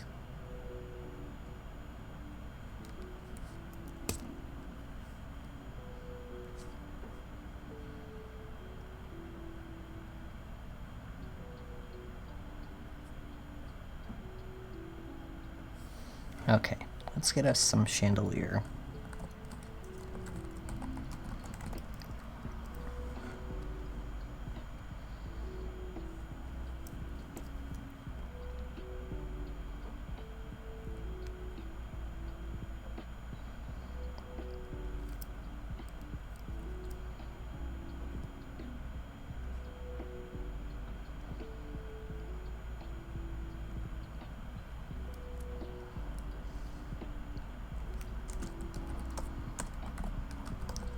I always hate looking for reference. I can never find a good one that I like.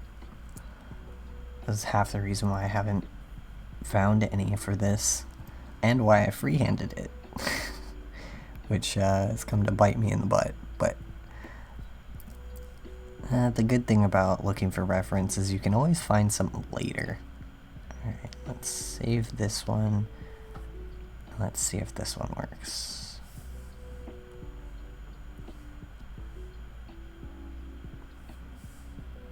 Desktop.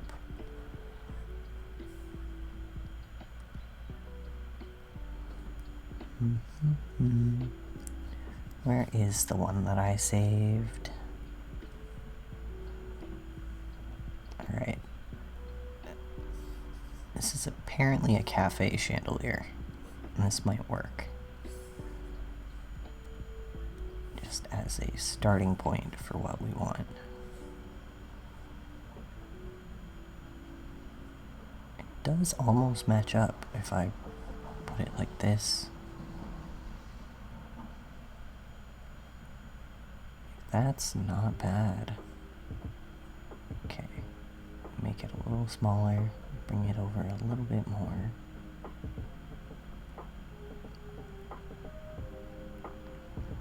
Alright, and then we can go in and do a free transform on it. Because then I can make the bottom portion so much wider. I'm really just trying to match this up with the sketch that I already have. Let's cancel this and let's get rid of all these interim layers so that I can just see the sketch. Where is the... Here's the pure lines. Let's do that. Okay. Now we can go in and do the free transform layer. Yeah, I'm wondering if I'm gonna do any sort of like fun solstice-y things for stream. Never really thought about streaming on solstice, but that might be fun. I really wanted to do like a fun makeup look, but I'm not sure if I'll be able to do that in time. Who knows? But if I did a makeup look, it probably wouldn't be on stream, because I don't have a webcam. Well, I have a webcam, but I don't have one that would be quality enough to do something like that. Alright. This perspective is wonky. It's real crazy. I'm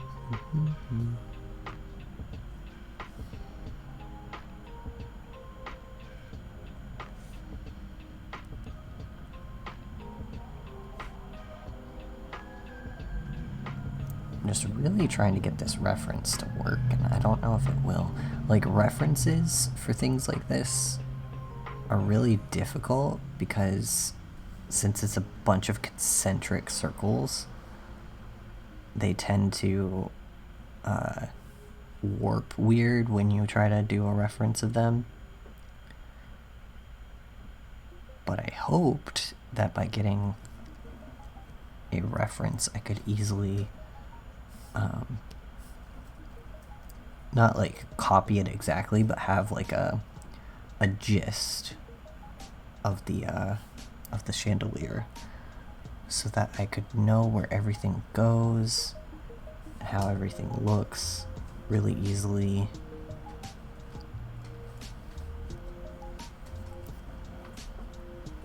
I still think this isn't gonna work though, because if I look at it from here,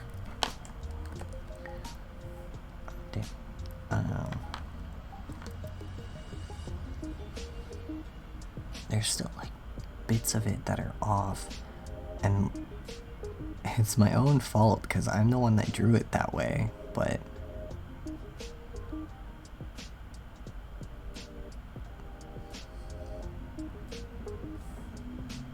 every time I warp it so that it fits with what I drew, it doesn't fit another portion of it, which means that my drawing is really off, which, I mean, I already knew that, but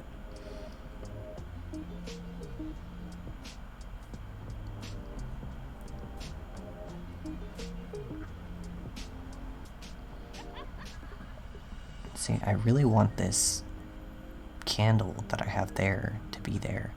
It might just be that I have too much, like I'm that was Hoshi. It might just be that I have too much on this one side, and it's not translating well because I didn't match everything up. I think that's what it is.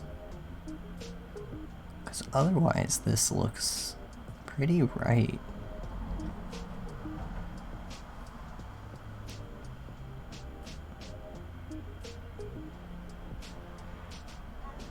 Yeah, that looks great. Okay.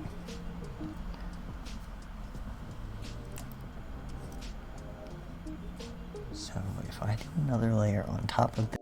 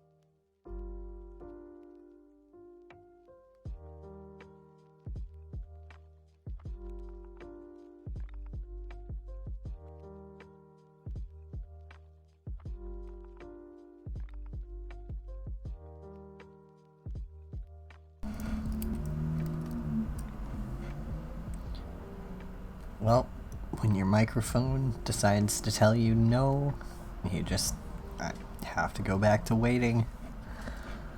I hate this.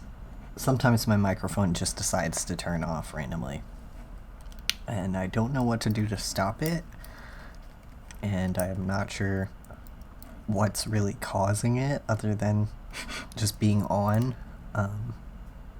Like it does this sometimes when I'm playing D&D too. It like decides that it's not going to pick up voice for some reason.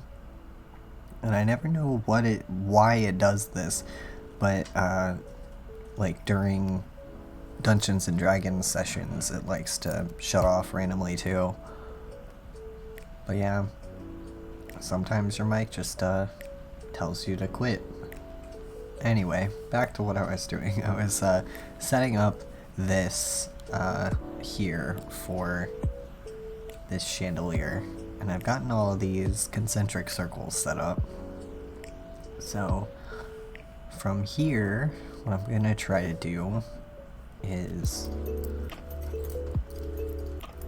get the base. I think I'm gonna try to get the base like flat colors of this chandelier down, and I think it's a pretty small chandelier, so I think what I had it on was actually too big for it,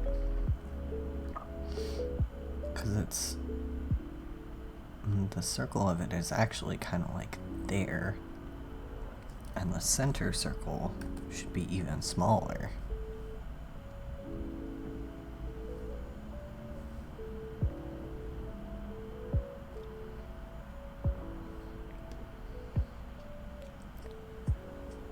But yeah, this chandelier is gonna be the death of me trying to get the shades and everything correct with it. And I knew that while I was drawing it and while I put it in, but it's just gonna be crazy. But yeah, since my microphone wanted to be a jerk today, if I repeat anything that I've said or am redoing stuff over, that's the reason why. But yeah, we've got this concentric circle situation all squared up for the chandelier, which means that I can turn back all of these layers on that I had earlier, not that one, so I can see the way the chandelier is going to look in those layers. Where's the layers where I painted the chandelier? Somewhere there's a layer where I've painted the chandelier. This is what you get for not naming your layers, kids. There we go. Delete that one. Okay.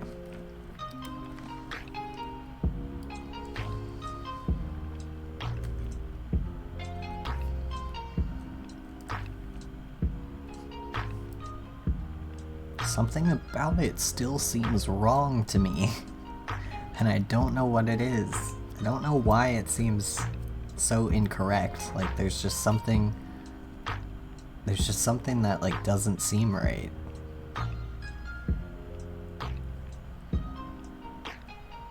Gonna remove all the layers that do absolutely nothing for me, which is pretty much all the layers that were underneath this chandelier. Okay, and then duplicate this one. Bring this one out. These are going to be the markers for the candles. So the edges of the candles should line up with the edges of this top ring.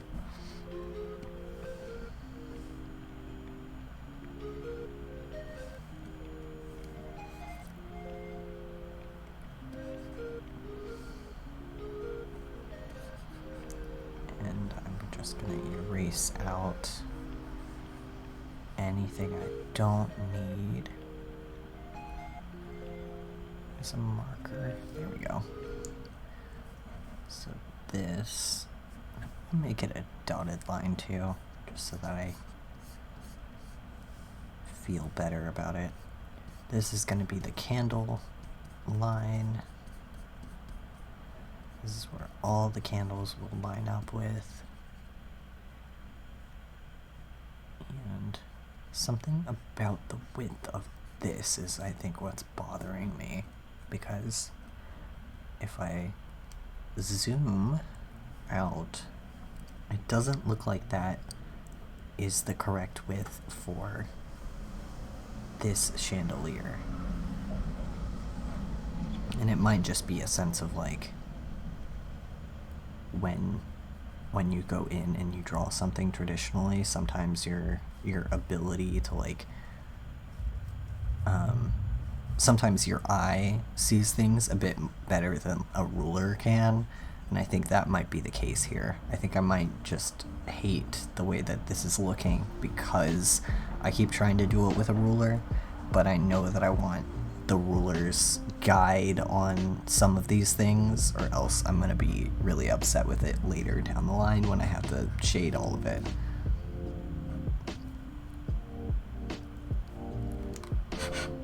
And I think it might also have something to do with the fact that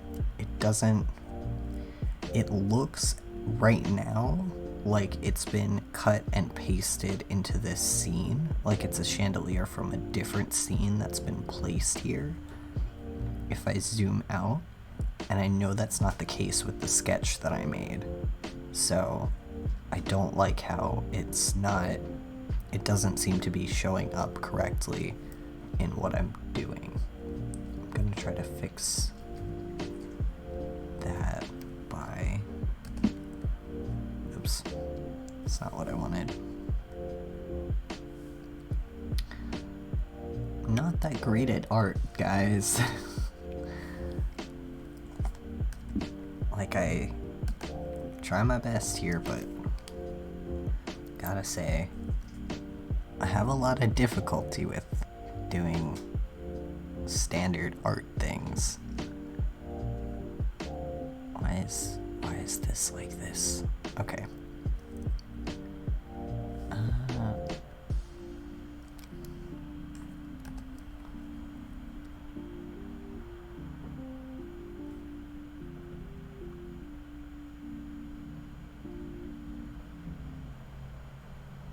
Trying to put this secondary little line tailor thing on top so that I have an indicator of where everything goes, where the center line on everything is, just making sure I've got everything marked out.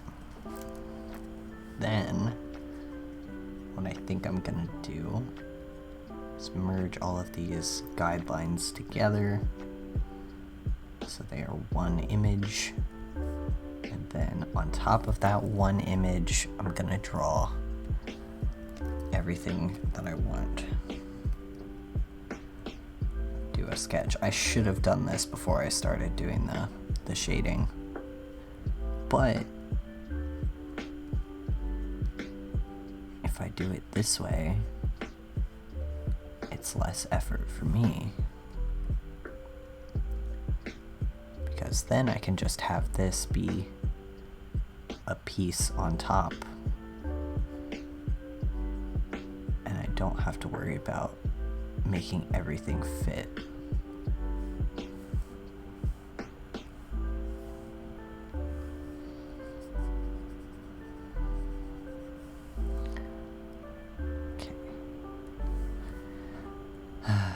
Okay. So I have these loopy wave things, and they intersect with the midline. And then I have another set. They have this little indent in them. And then I have another set of little bumpy dudes that sit in the middle of these midline loops that make up the main form of this chandelier. If I can just indicate all of this stuff to myself before I try to completely recreate it, I think I'll be better off. It's just when I try to do all of this from memory without mapping stuff out is where I run into trouble. And that should be a lesson to everyone who does art. Like, get reference, don't freehand your things. Try to make sure that you're really looking at the way that something is constructed. Okay.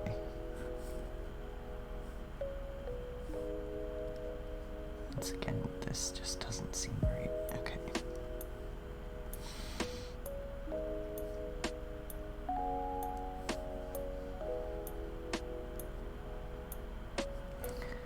That seems right. For once, might have actually saved myself here. Okay. Now, let's go in and do the bottom indication and I have these little knobby things that come off whenever there's a candle that attaches. So I'm gonna go in and do all of those.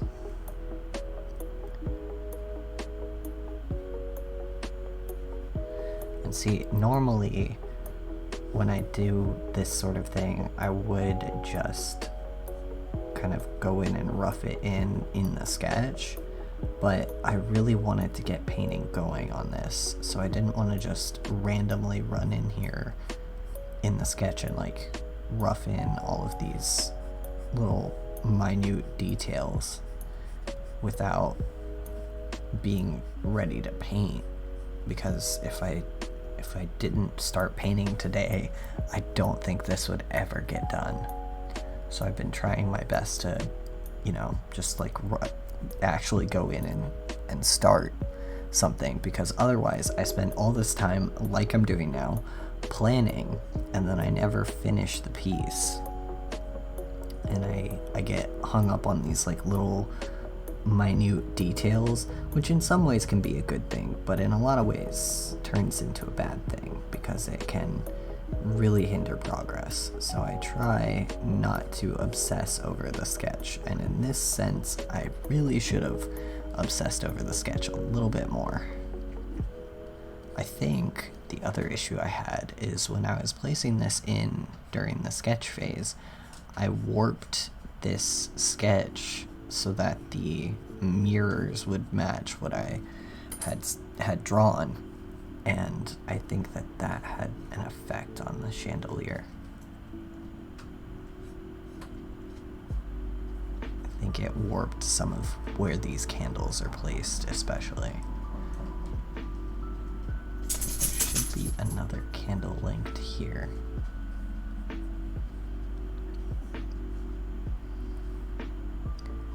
Should be one here, and there should be one here. Okay, and there should be one here. I don't know if you can hear her, but that if you hear jingling, that's my dog Hoshi. She's always in the background of everything that I do, so she's got this little collar on that jingles all the time. It's very cute. Okay, let's check on everything here. It looks like it's all going pretty well, sketch-wise. Looks like everything is cleaning up and looking, you know, together. Like if I zoom out, this looks right.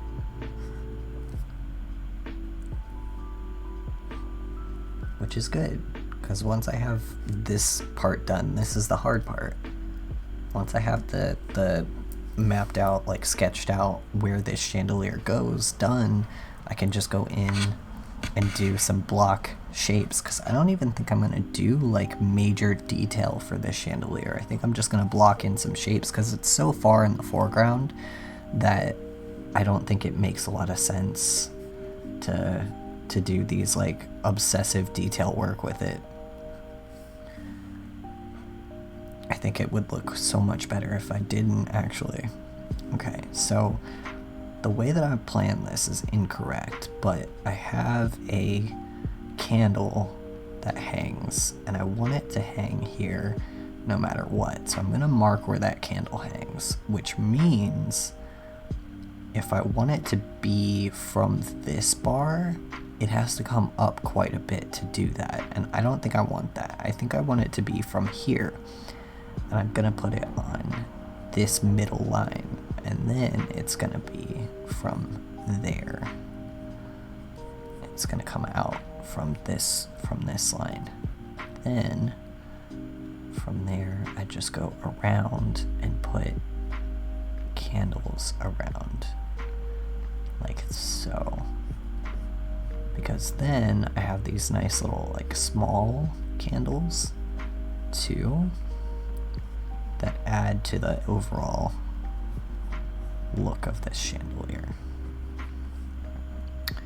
and add to the look of the piece. But I think the smaller candles are gonna be where I'm gonna get a lot of that like fun kind of wow factor.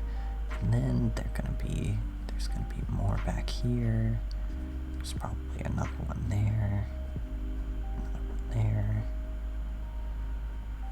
another one there. Actually, this one's probably over here. This one's probably over there. That one's probably like that, and that one's probably like that.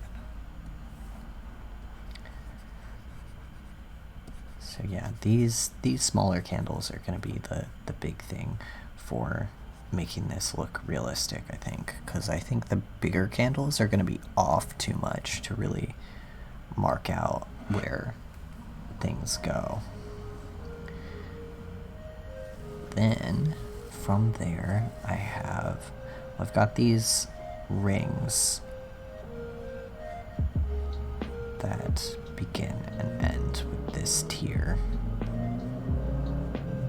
and there's probably going to be some sort of design on these rings. And I have this bottom ring here, and I want between each of these candles for there to be a connector from this ring to this one.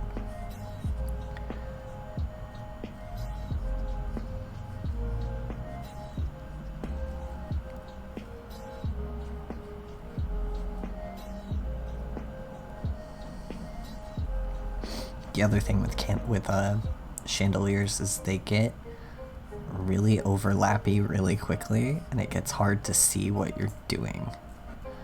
Alright. Also underneath each of these candles, I'm going to place in some bar holders, which chandeliers would definitely have. These big wide strips that head out all the way out to the main bigger portion of the chandelier, and like it's starting to look a bit like a cake. But yeah, it would definitely have those. And then take away that.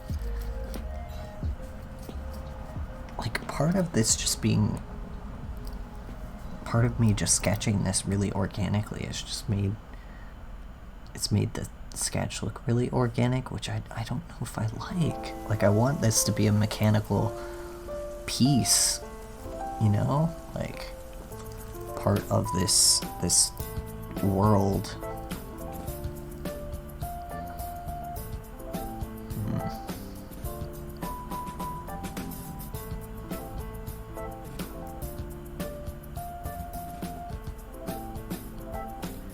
Yeah, I think I know what the problem is.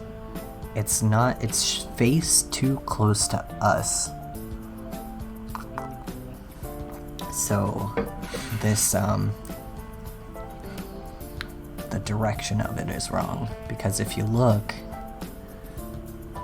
it's faced like this and not like this.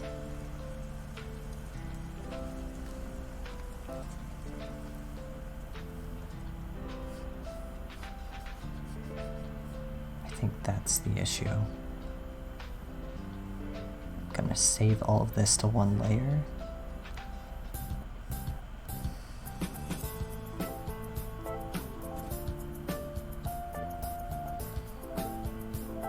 least I've got this plan of how I want it to go, though.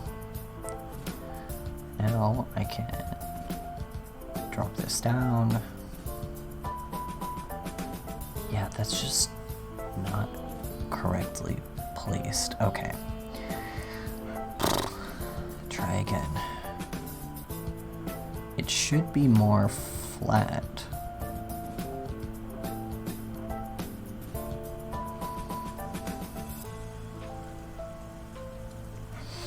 Because if I'm looking at it perspective-wise, it should be the perspective of the character's head, which this circle is. So it should fit, because if I put this on this character's head like this, like a hat, it works. And it should be like that. Okay.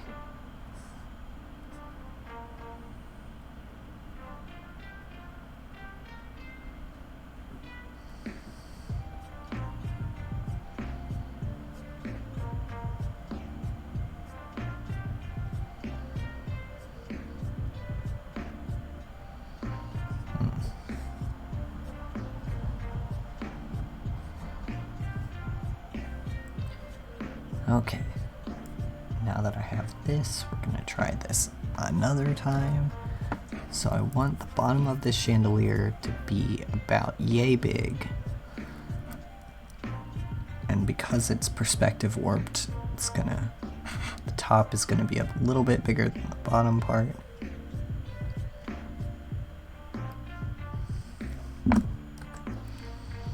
Okay. That's not what I wanted.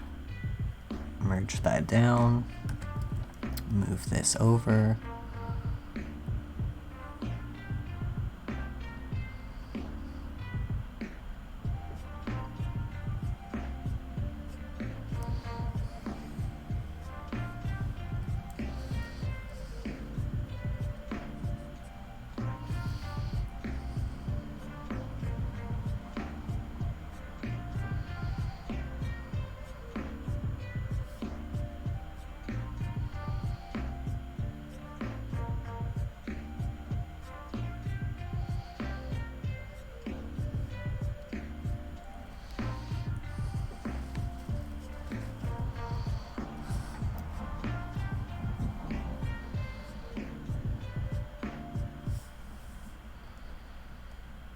I think I figured out what's wrong.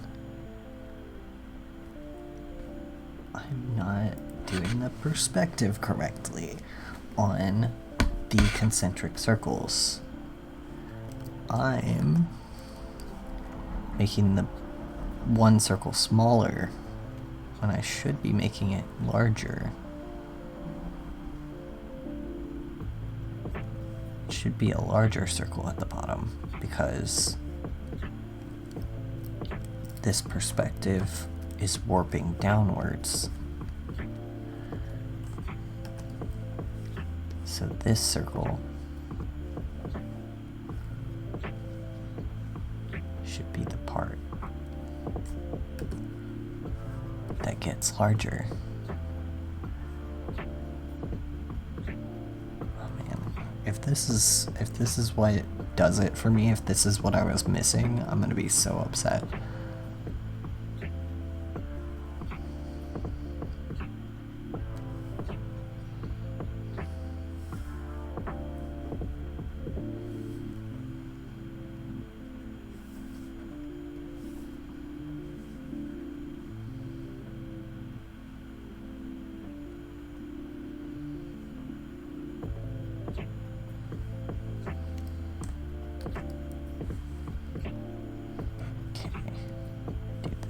Tilt it slightly, go out, push it back in. Okay.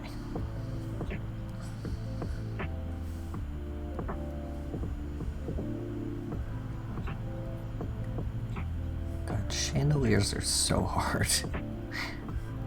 Don't try to do chandeliers in your drawings. Don't do it. It's not worth it. They're not worth it. They're real pretty, but they're not worth it. Alright, kind of like every art supply at Blick. Real pretty, but not worth it. Okay, and then this little dinky tiny little guy goes up in here.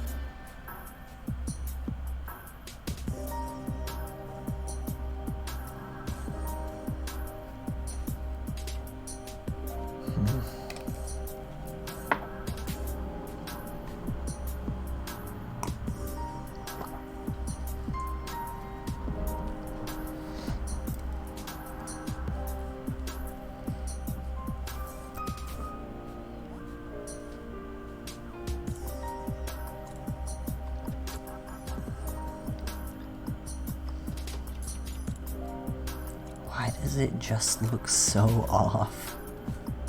It just looks so incorrect.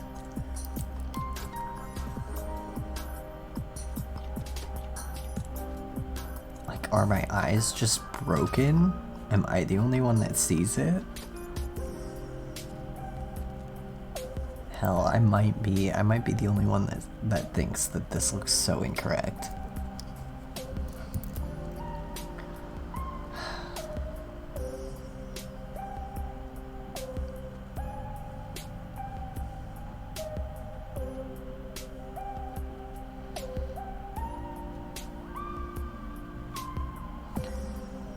I'm gonna run a quick break and attempt to figure out if I can find like a... Well, I probably won't even be able to find a reference image for what I need. Like, there's just something absolutely wrong about the angle of that chandelier, and it might just be that, like, the way I've drawn it is wrong. Like, it probably would take up more of the frame than this, and I think that's where I'm running into issues, but I don't want to take up too much of this frame because I really like this part here. I really like the armoire and everything in the foreground, or in the midground. So I don't want to take up too much of that frame with chandelier. But I also don't know how to fix it if I don't. I'm gonna take a break on chandelier duty right now, and I'm gonna attempt to make the rest of the perspective work a little bit more.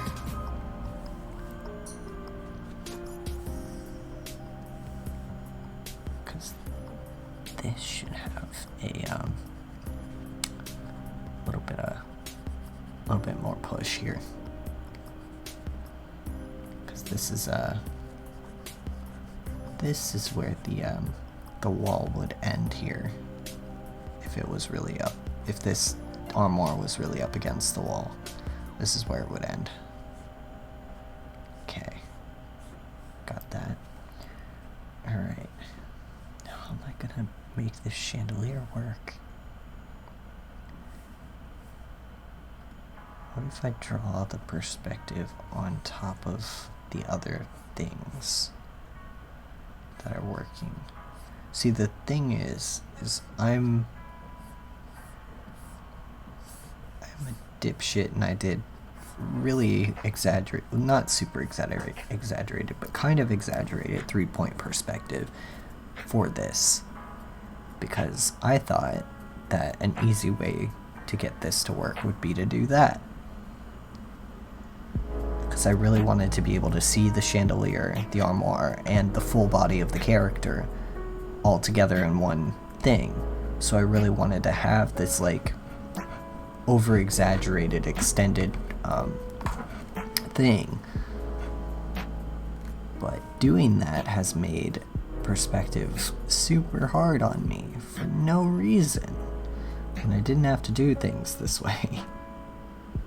Alright, I'm gonna put all of my files with the chandelier pieces together and get rid of them.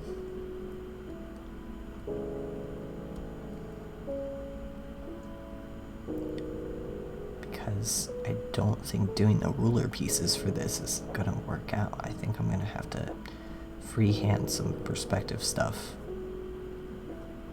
Or not freehand, but like do some linear ruler perspective stuff. Okay, delete that. Using the perspective ruler sucks.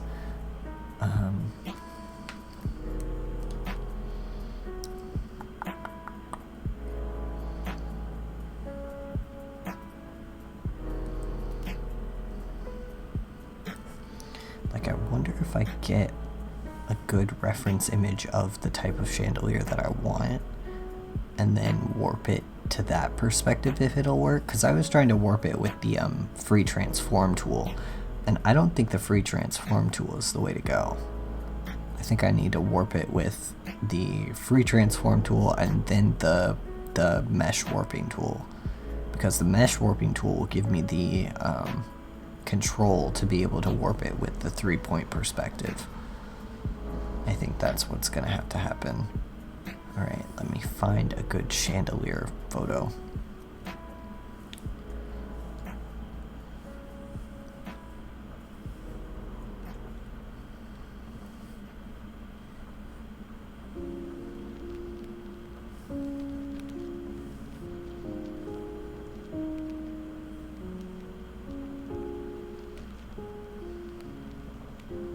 Wish I had a chandelier in my house that I could take a picture of. I mean, I think I have one in my hallway, but it's not the kind that I want.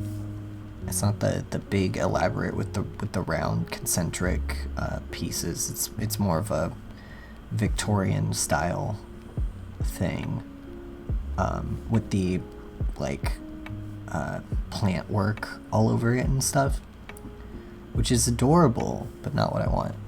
All right, let's get this reference image that I did find in here, because this might be good. Flip the side and make it transparent.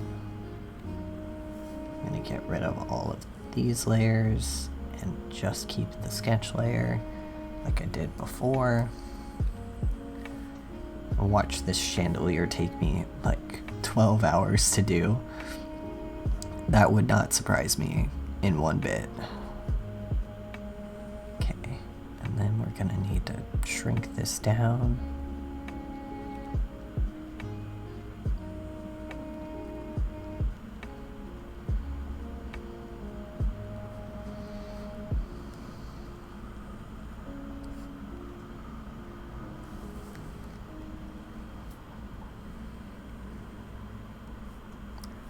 So with the free transform tool, I can do the really exaggerated upward perspective that I've got on this, which kind of mashes and warps everything upwards, like so. Then I can do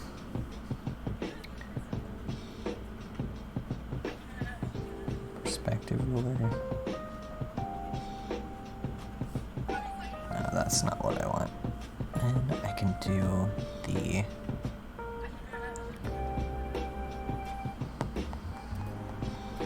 can't do the mesh because it's in the rasterized image.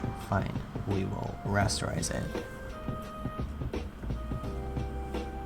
Then mesh and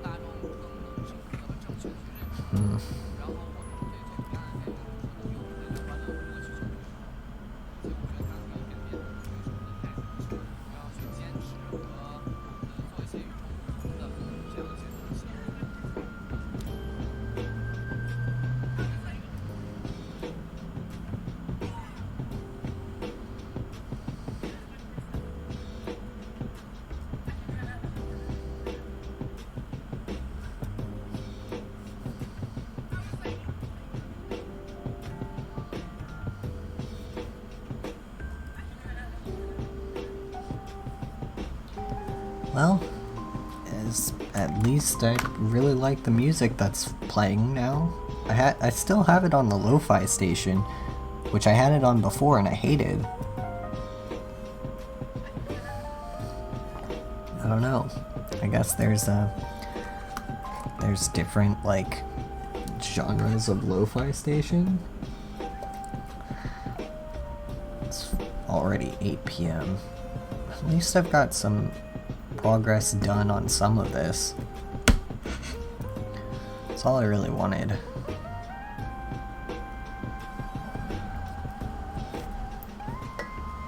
Okay, let's see. If I...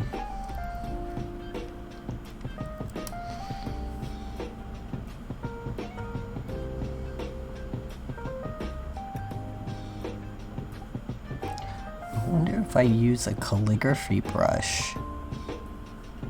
Now I'm just doing like crazy shit to try to get this to work. But if I do a calligraphy brush, right? And I use a light color and I tilt it so that it is nearly in line with the angle of the thing, and I make it big enough, I might be able to just get by with doing really accurate brush swipes. Oh, that's on this layer. That's not what I want.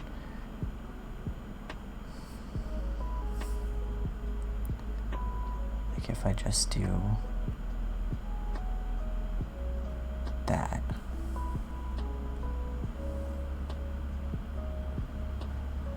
If I up the stabilization a bit more, I could probably get away with doing this. Because, at least for my own guidelines, because this is a really great way to do this. Neat, okay.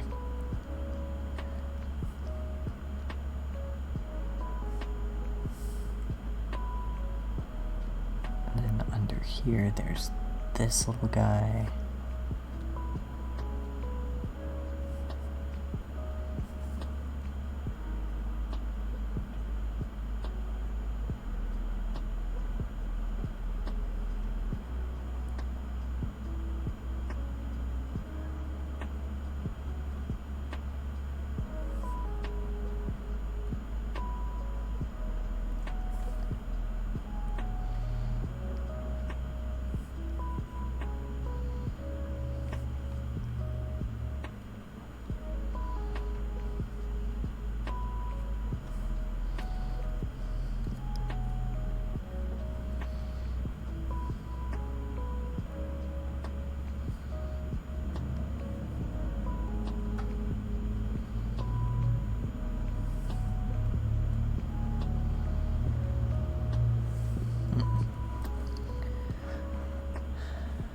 Okay, so our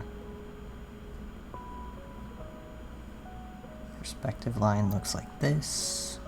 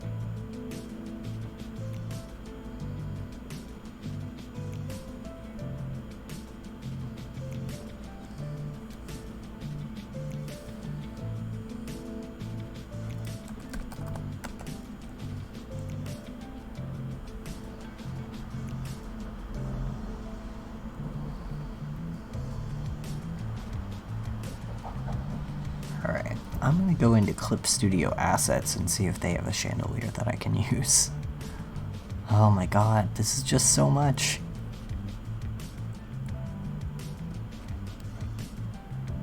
Like, I know they have 3D chandeliers that I could download.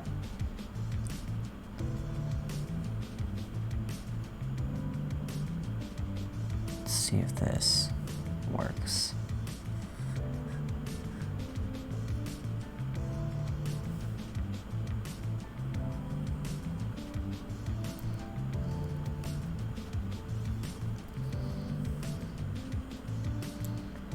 Okay.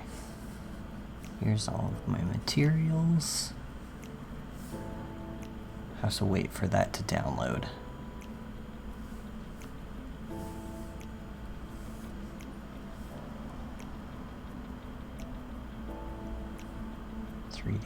Is it in 3D?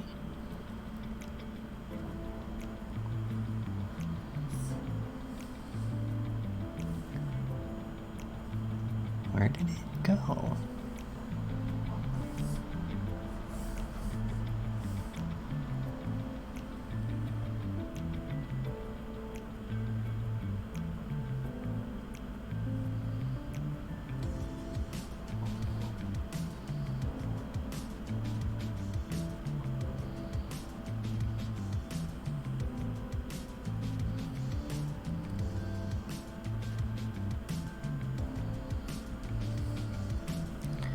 Oh, it's a modeler. Okay.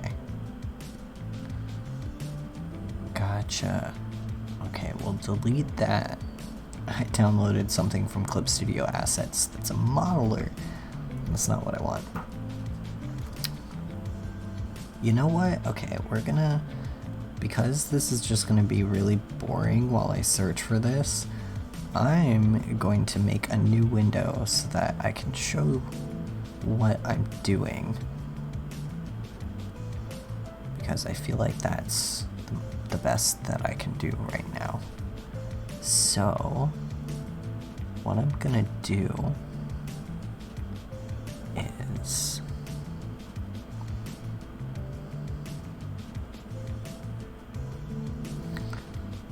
first open this.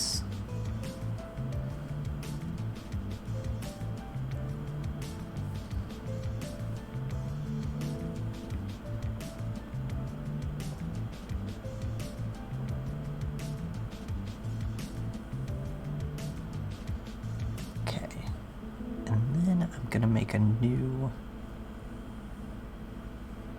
thing, a new capture. Window capture.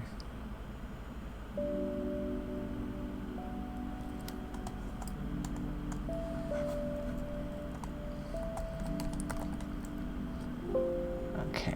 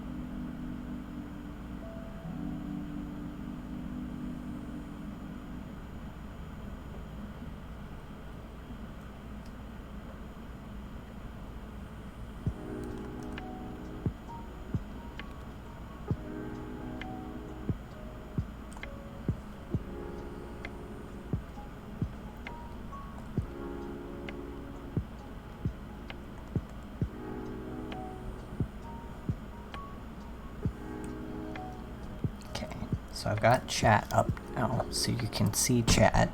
Now I'm gonna make a new thing. A lot of this stuff is new to me, so I'm gonna make a Chrome window so that we can see what I'm doing real fast. And go to Clip Studio Assets. Okay. Shift Alt, put this down.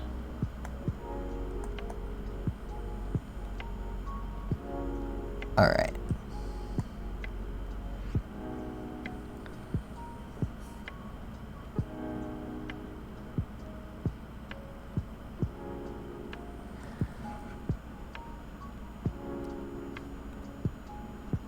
Okay, so now I have Clip Studio Assets open, so those will be a little bit easier for everyone to see what's going on.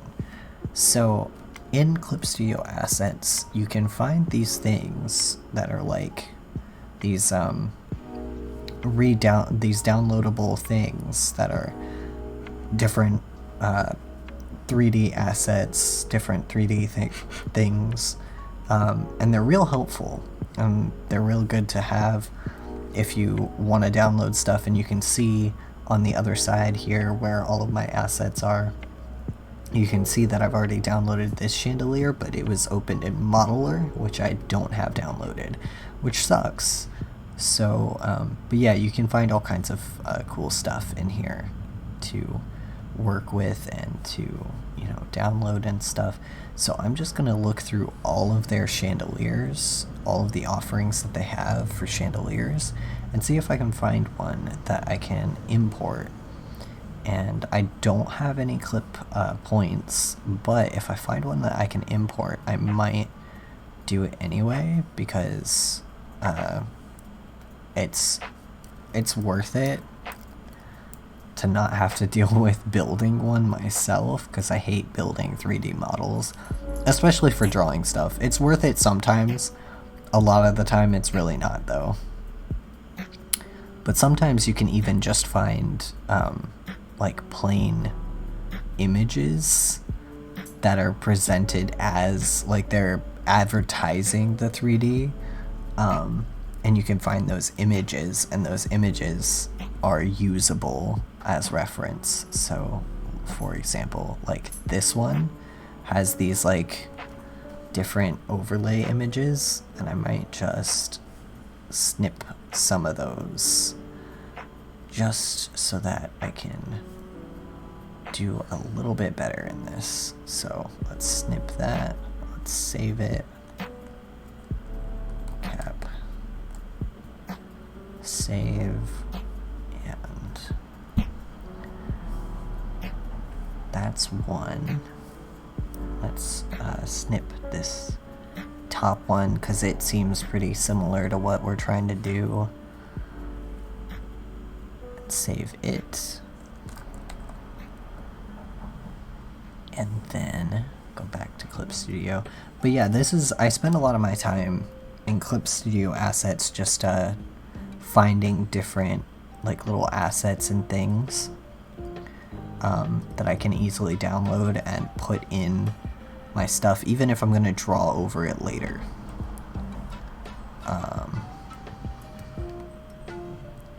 Because it's so much easier to do things this way than it is to draw it by hand or figure out the perspective by hand. Especially a lot of these 3D material things, like building antique rooms and stuff. Like I'm determined to learn these things because I feel like it's something that I've always wanted to know how to do. But I never learned it in Clip Studio. Like I learned Blender a long time ago, but I never learned any of this in Clip Studio. So I've always wanted to figure it out and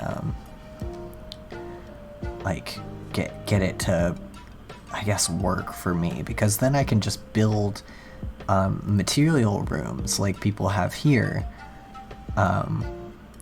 for the rooms that I want to place my things in, you know, like I can just build the room and have it so I can open it when I need to draw it from a different angle. It's so innovative and so cool. But yeah, it's something that maybe I'll make a stream of trying to learn how to do things with this. I don't know if that would be fun to watch, but I really want to figure it out because I think it'd be super fun to learn this stuff.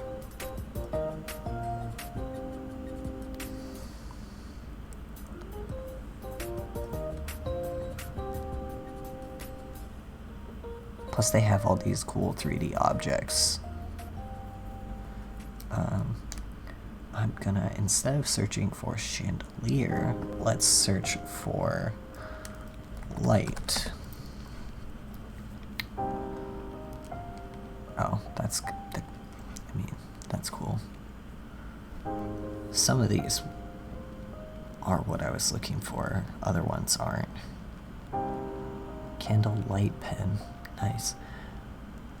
It's really dangerous for me to scroll through Clip Studio though, because I end up finding stuff that I like and then just like downloading a million different brushes and stuff, and then I fill up my space, my hardware space, with brushes when I really shouldn't be. This one I like the let's download that. Actually, this one's also a modeler. I don't have modeler, so I can't. I need one that's like a 3D object that's like been made in modeler but doesn't open as a modeler file, which I have a couple of those. But yeah, I need one that's like an actual 3D object.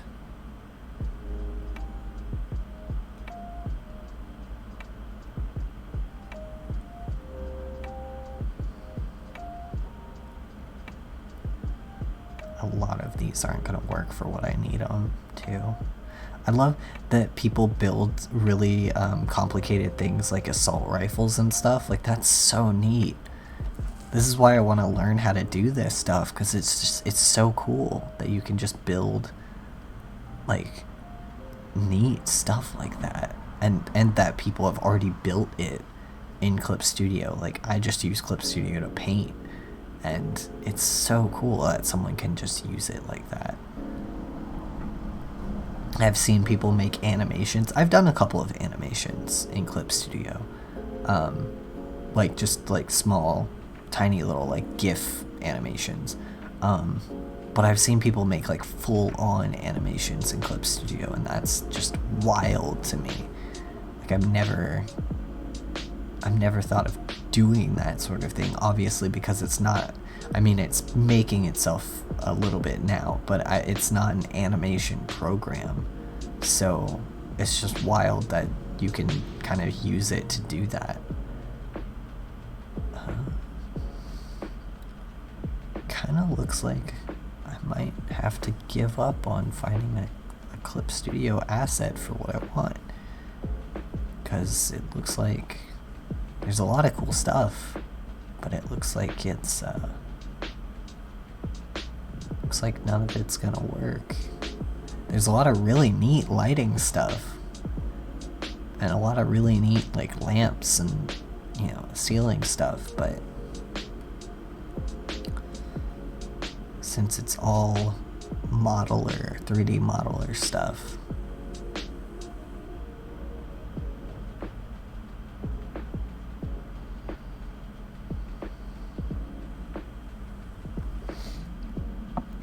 let's try candle.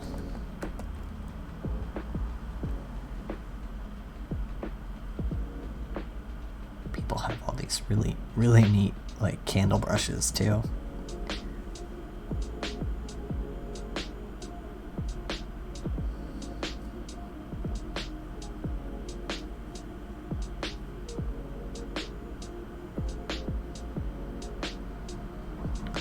And like, for the most part, I don't really need help drawing candles or anything like that. This is not the part that I need help with, but it's really nice. Alright, let's try those other ones that we put in. Let's try those.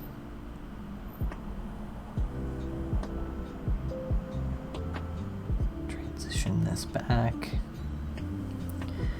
Alright, we're back to our main conundrum here. Let's import some of the things we downloaded, or not downloaded, but snatched. And these are going to be way different than any of the other stuff. Okay. So, right off the bat, I don't think this is going to work because the angle isn't right. It's just not quite overhead enough.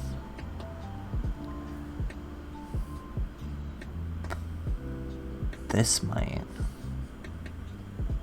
No, that's a little bit too overhead. See, this is the issue.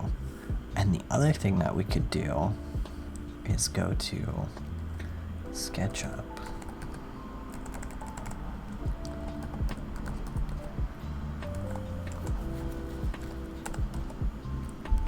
If we go to SketchUp, oh, hold on.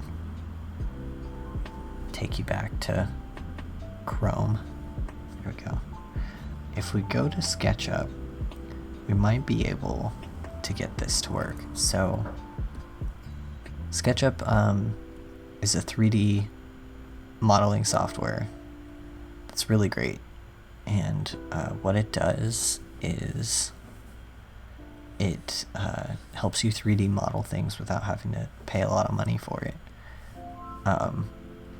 And there's a lot of like real fun, like free stuff.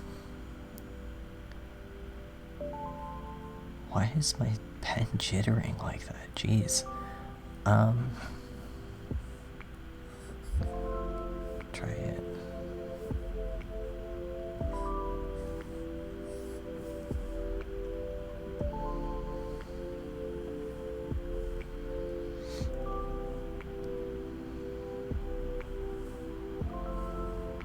There we go. SketchUp for web.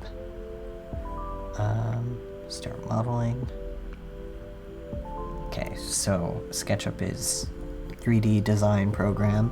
It's gonna open up and it's gonna probably give me like a random person.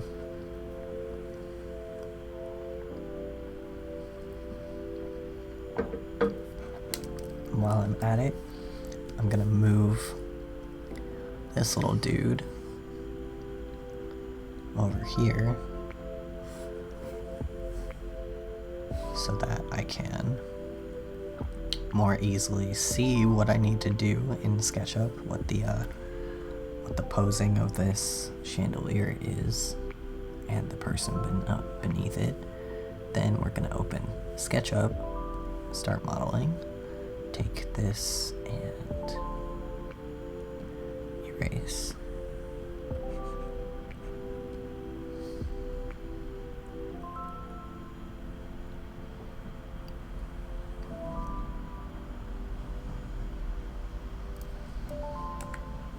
Go.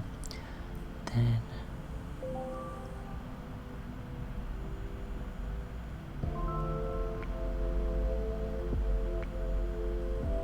I am not like I've used SketchUp a couple of times. I'm not like super familiar with it.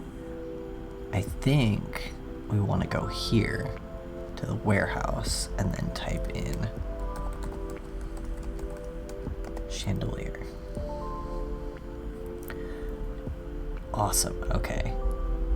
Then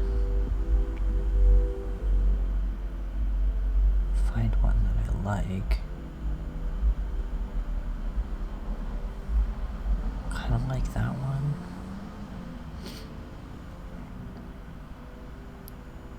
I don't want like a modern one. I want one with the very circular like candles and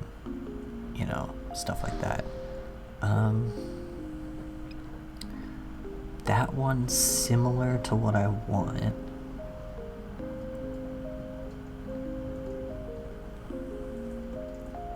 This one is also similar.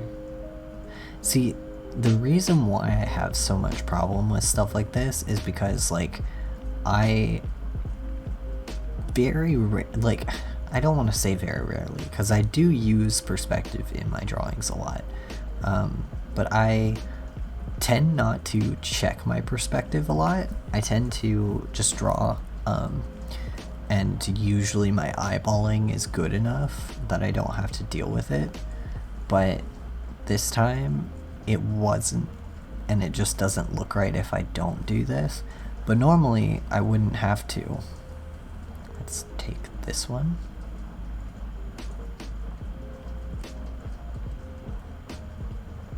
Neat, okay.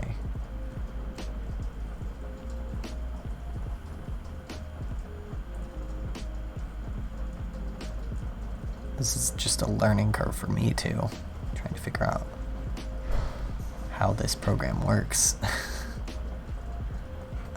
That's the color picker. That's not what I want. Go back. What does this do? See, my other issue is I have no idea what any of these tools do.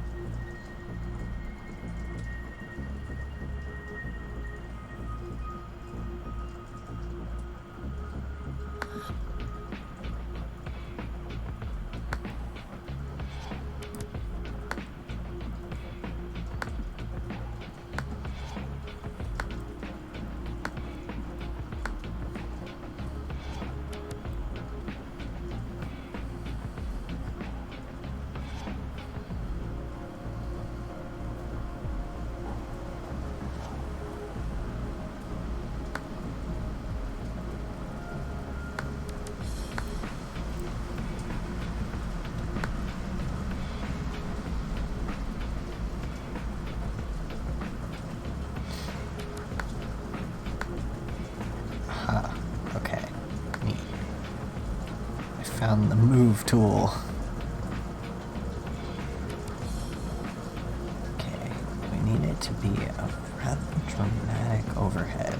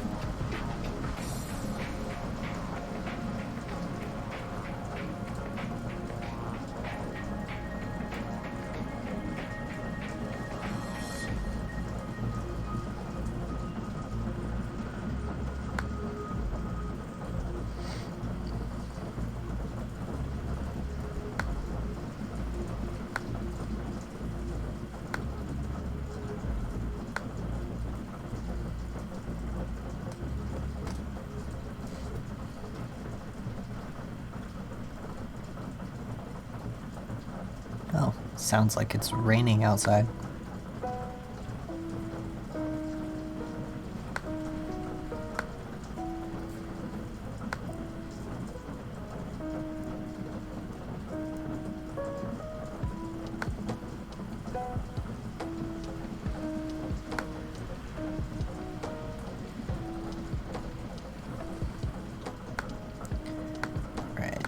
this is the pan tool.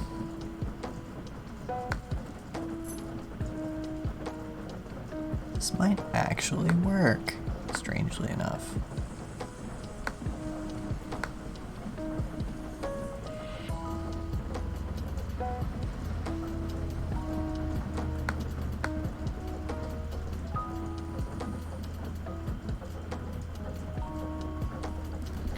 Alright, let's try cropping this. Snipping this out here, saving it as sketch.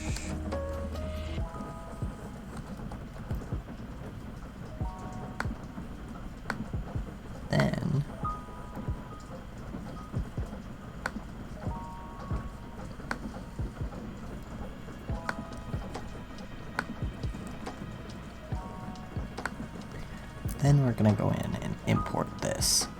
Now, it's been a lot of weird silence trying to figure this out, but I mean, sometimes you just need to have a quiet night and figure out stuff and not stress so much about drawing and all that stuff. Okay. So, zoom this and put this down a hatch.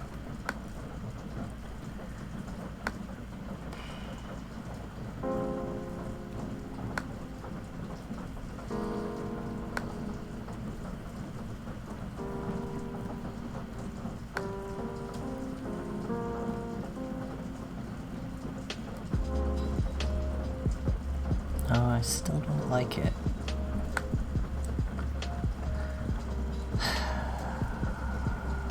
Okay. Needs to be a little bit more.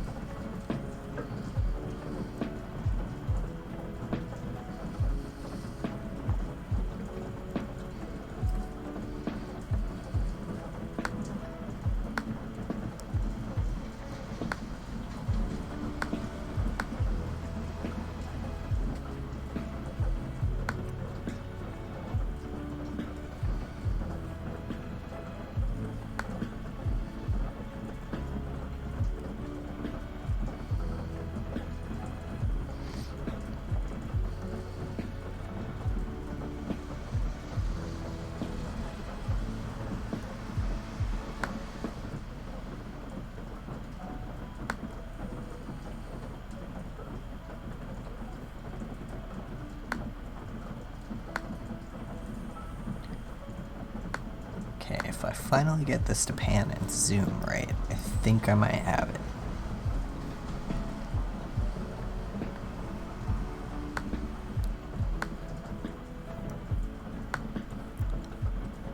snip this one out here.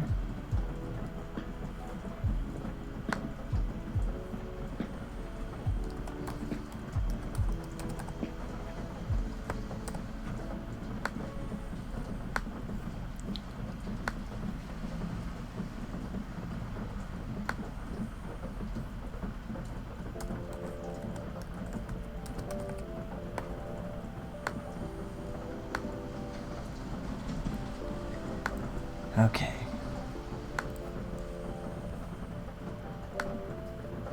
Get rid of all of this stuff.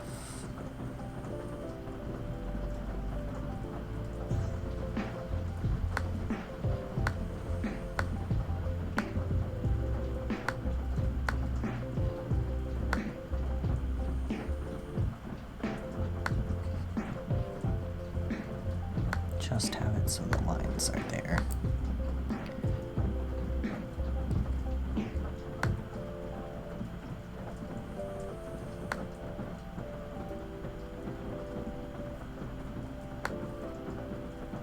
This might work. Oh my gosh. If this actually works, I'll be so happy. Okay.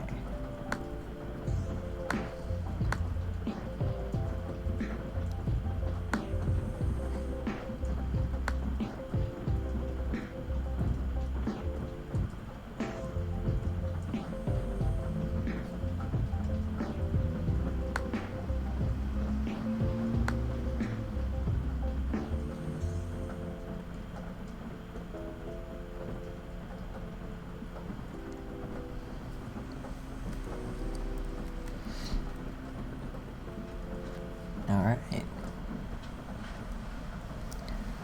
I can always warp that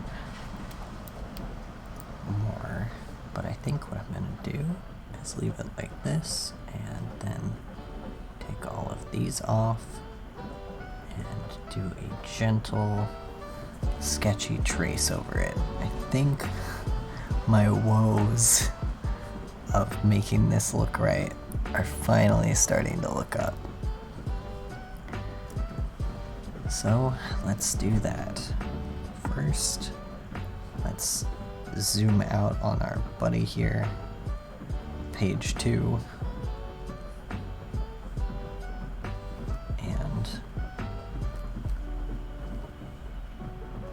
get rid of Chrome. There we go. Alright, zoom out on page 2 here, so that it can easily be seen. And back to this one. Okay, so what I think I'm gonna do is I'm gonna pull this more into the foreground and I'm gonna trace over it with this line. Actually, I think I'm gonna trace over it with my usual pencil, just because I like how this pencil functions. And what I think I'm gonna do after, I just really like this chandelier. I think this one works for what I want. So I'm gonna trace over it, but I'm gonna skip every other little dude here. So not this one, not this one, not that one, because I want a more sparse chandelier than this one. Not that one, not that one. That one's okay. Neat. Okay. So I'm gonna make that not as visible. Okay, now we're gonna trace over every single one of these, but not the ones I marked. Oh, this isn't what I wanted to do. I wanted to be on this layer. There we go. Oh boy, drawing chandeliers drives you up a wall.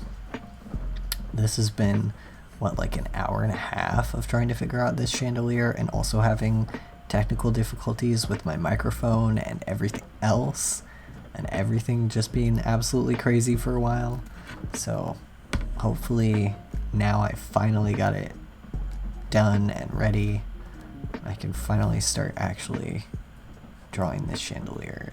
Hopefully once I get it all drawn, it looks right, because I had it all drawn several times before and it didn't look right and it upset me, so I had to go and look for files and go to SketchUp and make a chandelier, and well, not make, but download a chandelier and make that chandelier work and all that craziness. So hopefully this works out.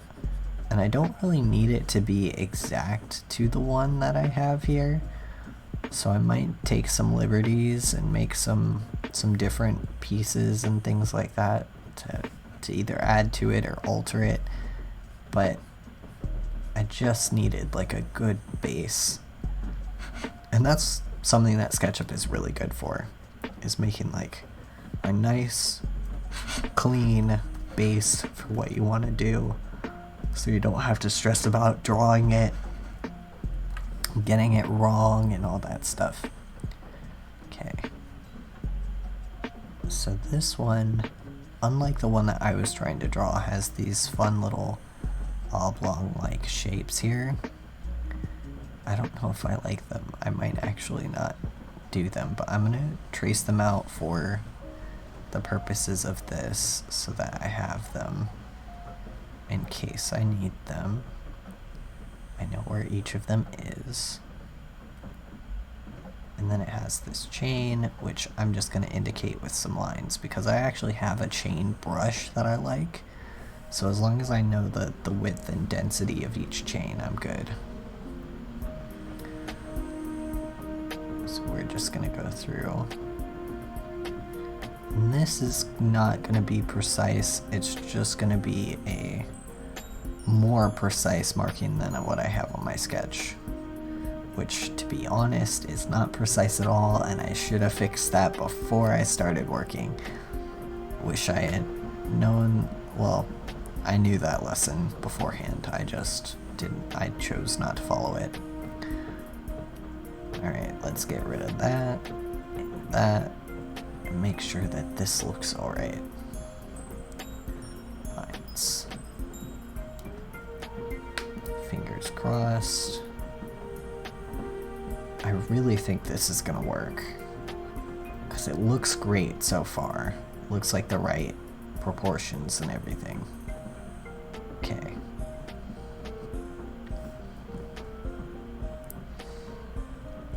And I can always make the candles taller, because these are some tiny candles.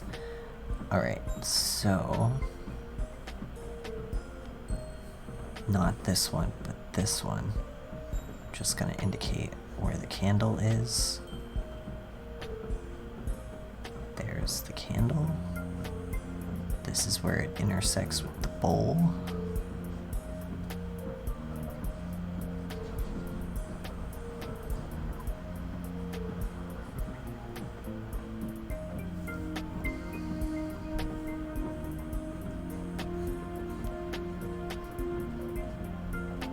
This is where the bowl intersects with this.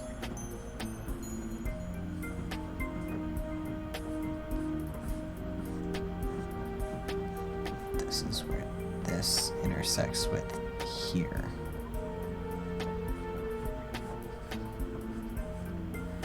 The big thing about like mechanical structures like a chandelier is that a lot of the time they're like, the proportions of them are so complicated that it's really hard to eyeball. And normally I wouldn't. Normally I'd be like, oh, I'm not eyeballing that. I'm definitely looking up a reference, which I tried to do here, which bit me in the butt. Okay, there we go. I'm just gonna go around and do that for each candle.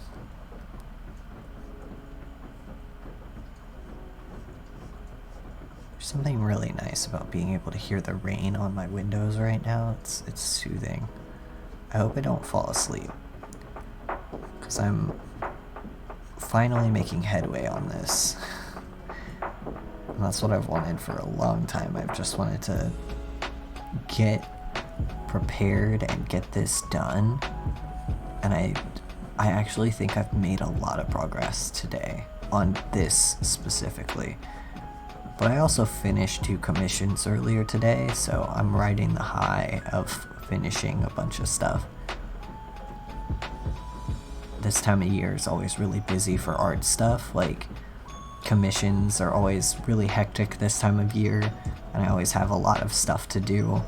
And it's really nice to feel that, like, oh, I finally am getting something done. Okay, this one heads back to there. So the next one should be this one. God, mapping out all of these, like, different bars where these candles connect is crazy. That's the other reason why eyeballing it was fun. And I actually eyeballed that chandelier from a place near where I live, because there's a chandelier in the lobby, and I really liked it, so I just was like, oh, I'll just sketch that on here as a placeholder. I never thought it would be the final chandelier that I was going to work with, but turns out it is, because I don't want to have to deal with, I mean, it's not technically, because I've downloaded this one and I'm sketching from it and not the other one, but at the time I kept it in the final sketches because I didn't want to have to deal with finding another chandelier and finding reference. And now that I have this reference, I can work from something else. But yeah, I kept that chandelier in the sketch when I probably should have referenced it better.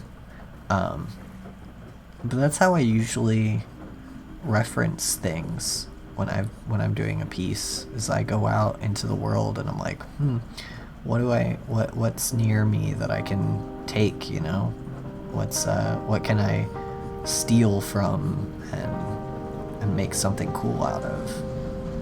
Especially room design and things like that. Like, I find fascinating, like, not so much architecture, but like how people fit things in their room, like the way that people live and the way that their stuff is, I find super fascinating. I tend to do a lot of, like, when I'm just drawing for, like, drawing's sake, I tend to do a lot of drawings of people's rooms, or like bedrooms in general, because I really just like the way that, like, your living space reflects who you are as a person. And it's really easy to see who a person is by the way that they live. Like, my current bedroom is very dark and full, and like my sheets and everything are black, gray, and red, and I have a bunch of, I wouldn't say clutter, but a bunch of, like, art paraphernalia and stuff from making packages for shipment and things like that all over the room. But it's all also very organized in a way, because it's, like, all in places that I can see, that are visibly in front of me when I wake up. And my apartment is very small, so I have to keep it tidy, but it's like, it's all set up so that it's the easiest thing for me to get up and do what I need to do work-wise. And I just find stuff like that super fascinating. Alright, so I've got this all sketched out, so now I just have to do this final little cup and candle.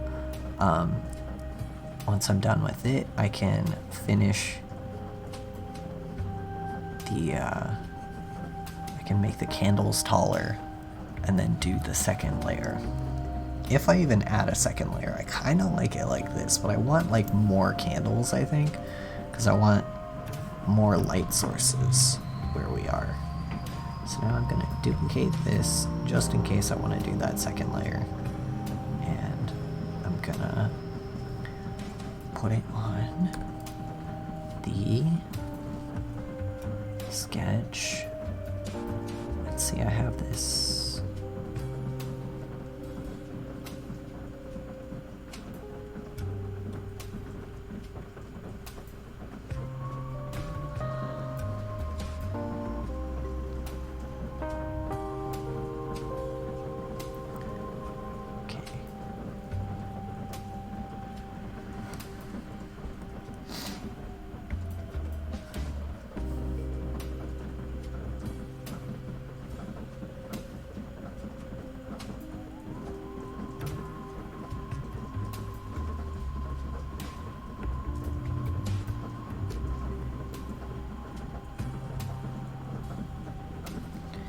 Alright, put it on that sketch, and then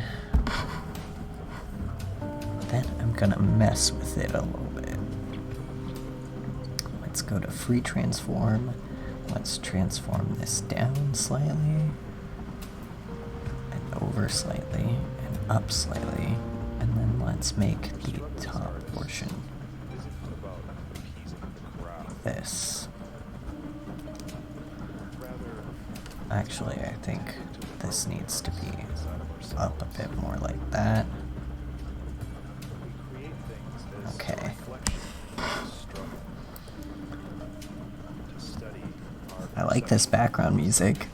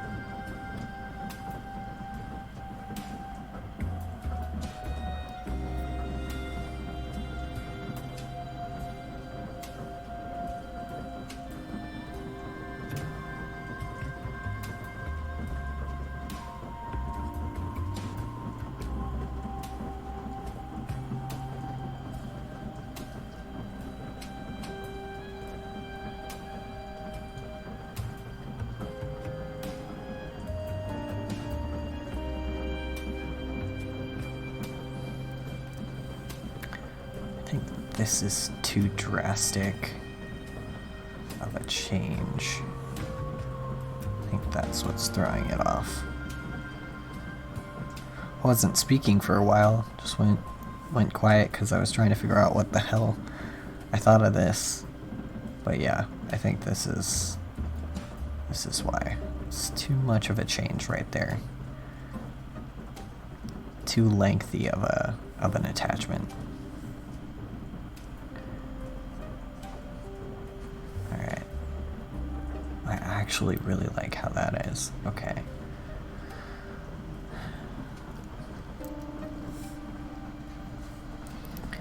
Alright. This means I'll probably have to change some of that lighting stuff that I did previously, but that's fine. I don't mind that. Make these candles a bit taller.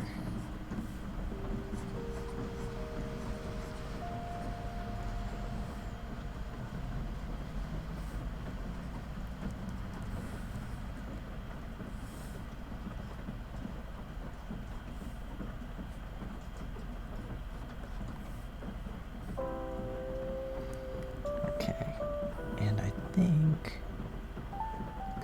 with some maybe chains in between.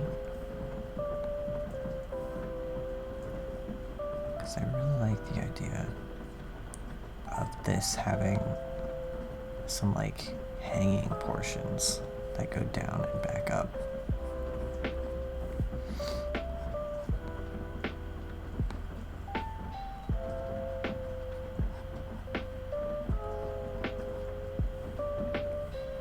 Yeah, like this. Okay, cool.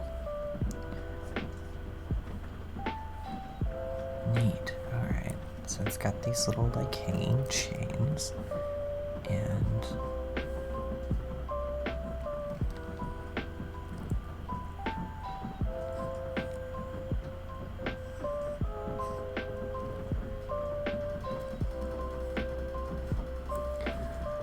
so the last thing I need to do is make sure that it looks alright in the place that it's in.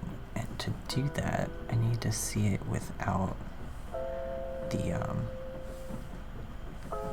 the other chandelier underneath it. So I'm gonna take this line, duplicate it again. I do a lot of duplicate layers because I don't like deleting stuff if I think it'll be bad for me to delete it. So I tend to keep stuff in separate duplicate layers a lot. So I make a lot of duplicate layers because I get anxious that I'm going to delete something or I'm going to paint over something, which has happened to me before. Something that I wanted to stay. So I get really anxious about that. Gosh, my voice is just shot today, like absolutely shot. I don't know what I did to it, but it's just awful. I guess I'm just not used to talking, and I've been talking for a while, but like I haven't even been consistently talking. I've been just kind of chatting, droning on occasionally, not really doing much. Alright, I think that's enough of that erased for it to totally impact this new fixture dude. So then I'm gonna duplicate this, put it down here, take this off, make that like that, and get a really dark color, color that in. That looks so good. Okay, neat. Finally.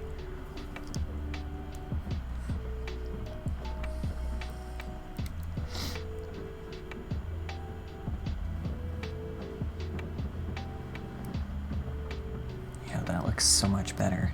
Okay. Finally looks great. Let's merge that down.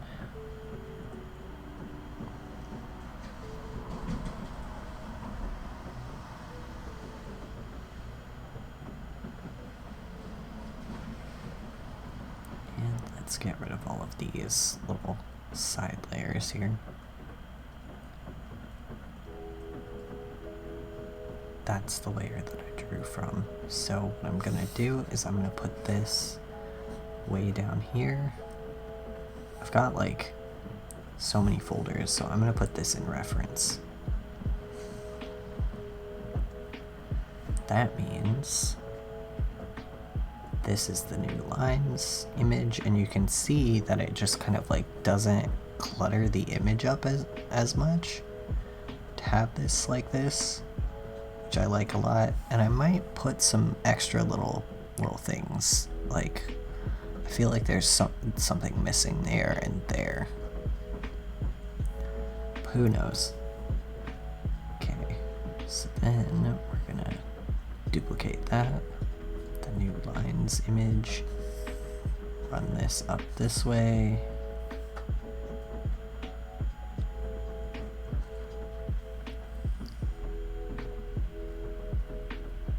this is the old lines that I had. So now we're gonna go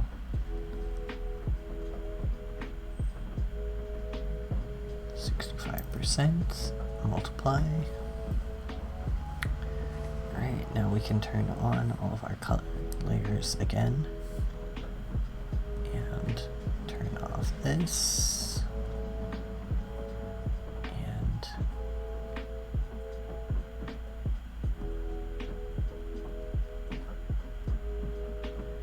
these two, put them under the backdrop.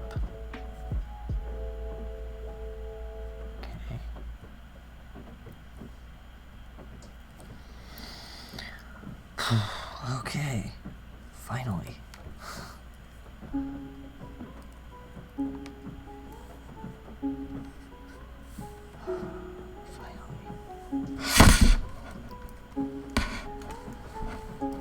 Alright, that's done.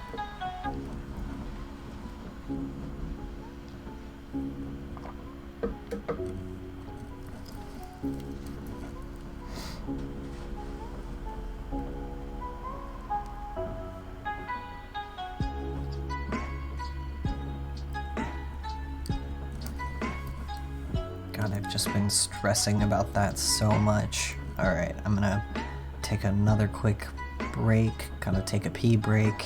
Be right back.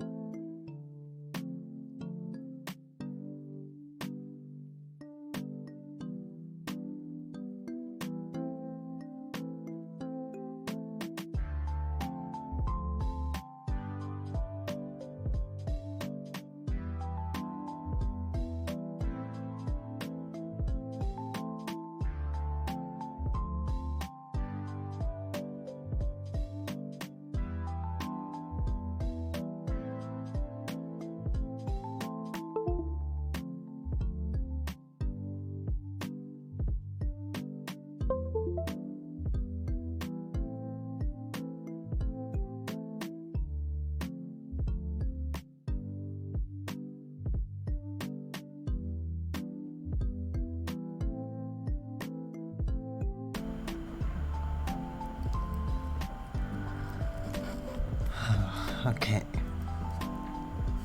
Oof.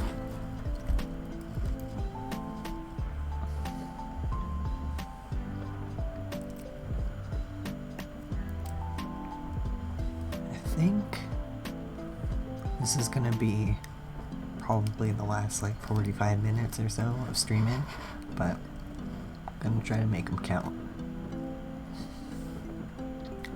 Okay.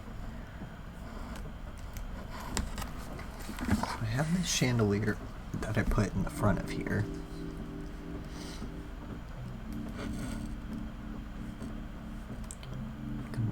I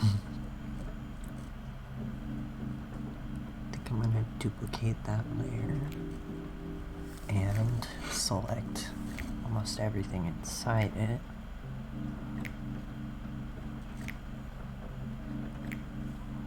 Actually, it'd probably be easier to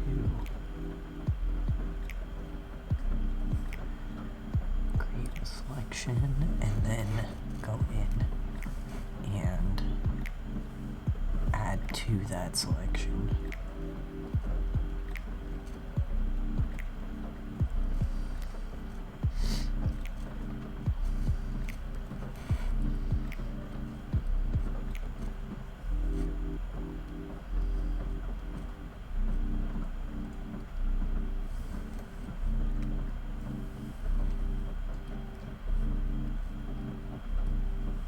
Just going in and selecting everything, all these little bars and little dudes.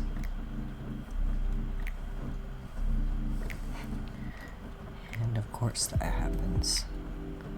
This is what happens when you don't close off your lines, but it's fine.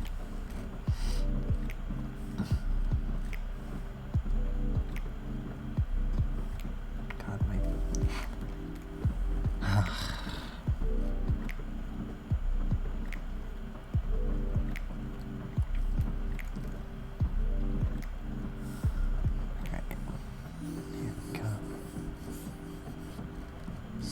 some base lay down.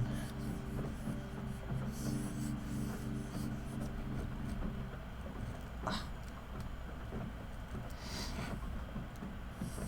way I can really easily have that all squared away. Or at least most of it. And then I can go back in with a paintbrush. Just kind of like gently sketch in some color here. Because, to be honest, I want this to be a lighter color, but I don't want it to be that stark white color. But later I can come in here and I can blend it, so it doesn't really matter all that much.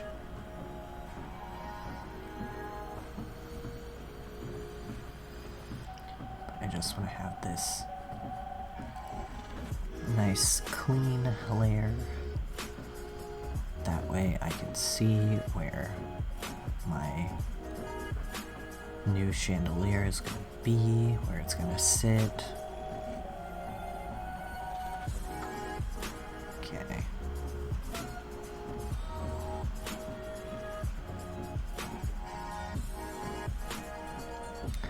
See, the reason I wanted a slightly bigger chandelier is because of this portion right there, because it kind of tangents a little bit if I don't.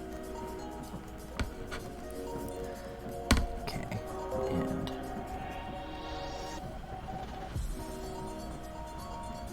Pinterest keeps giving me ads for stuff. Alright, and then this. That should be pretty good. Yeah, totally works. That totally sketches out the chandelier. So let's drop down this little sketchy do. Not super low, but you know, low enough. And merge it. Okay. Now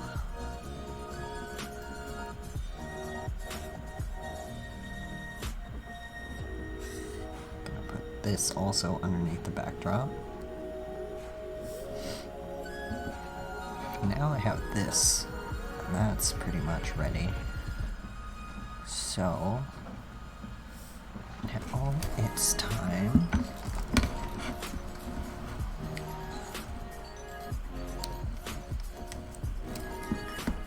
now that I have this lighter color here, gonna run through some really delicate facial shading. And usually the brush I like to use for that is the flat color brush. That's not it. I really need to optimize my settings. I might do that on stream, actually. Just like show my settings being slowly optimized, because I really need to make things nicer in here for myself, because I haven't done that in a while, and it's starting to get hard to locate all my brushes in here. Alright, that's not it either. Okay. Where's my flat brush? Textured.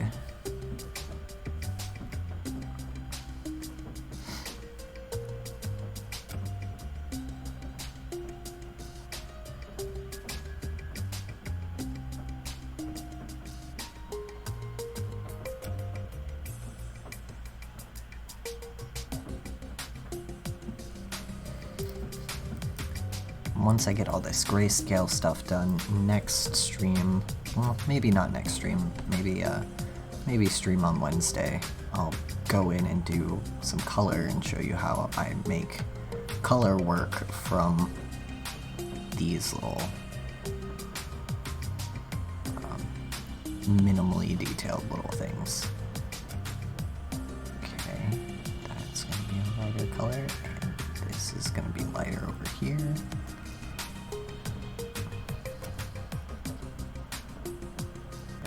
I think probably Wednesday's stream will do some color work. I really want this done by Christmas, but I doubt it's gonna be.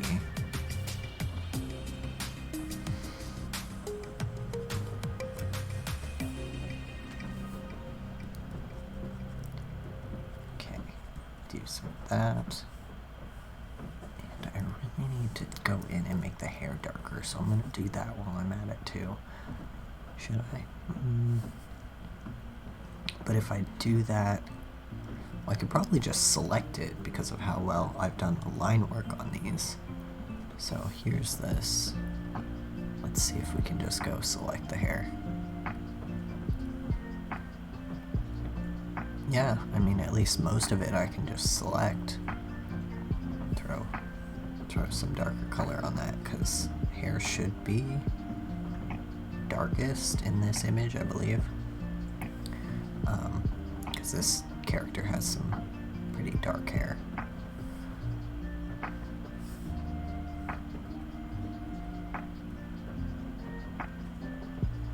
I don't have to select every little chunk, I just want to get enough of the hair that it's going to read as dark hair, because when you're doing dark hair, not every piece of the hair is going to be jet black.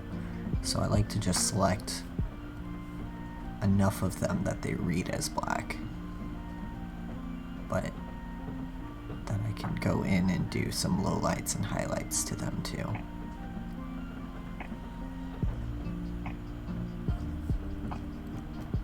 Okay, and then I'm gonna do another layer.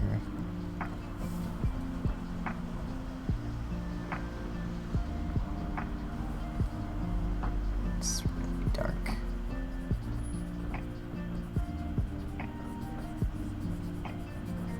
Okay.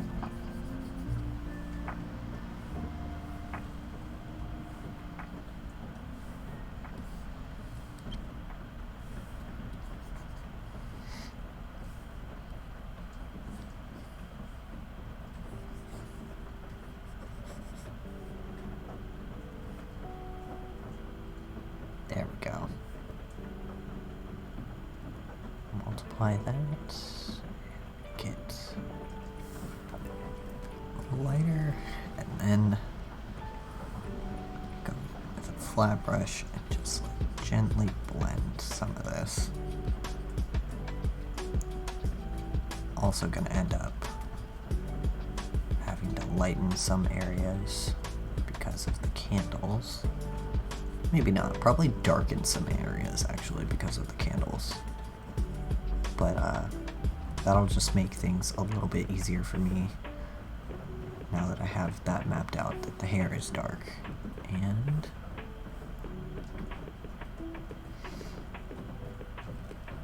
that's good there.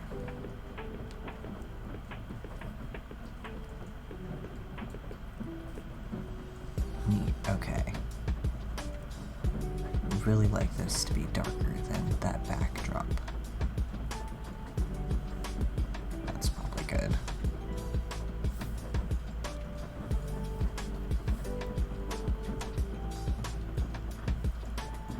Okay, and now go in and what else needs flooded in?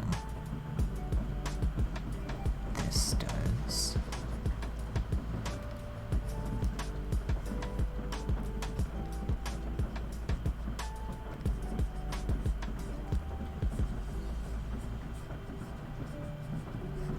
Shadow from the pillow.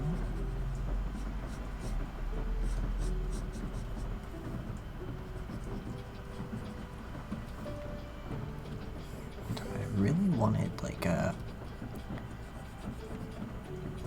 foot of the bed thing, so I'm gonna gently sketch that in.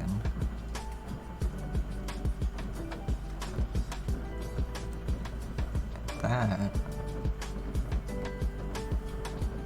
for this side, I really wanted this to have a downward bit here.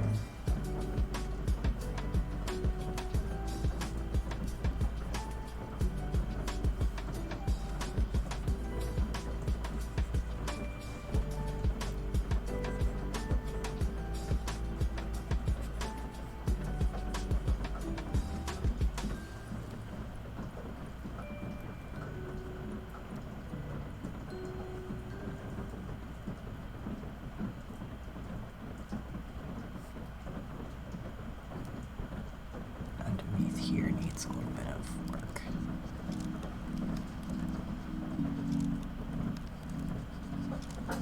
This is under the arm. And we wouldn't be able to see that from there. Okay. This needs to go up a bit. This does this.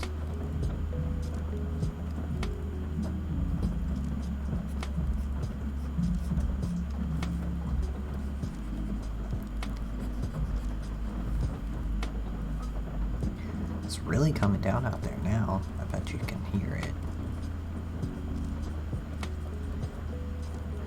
My microphone settings are set to where it can really pick up my voice really well, but I bet it can pick up the background too.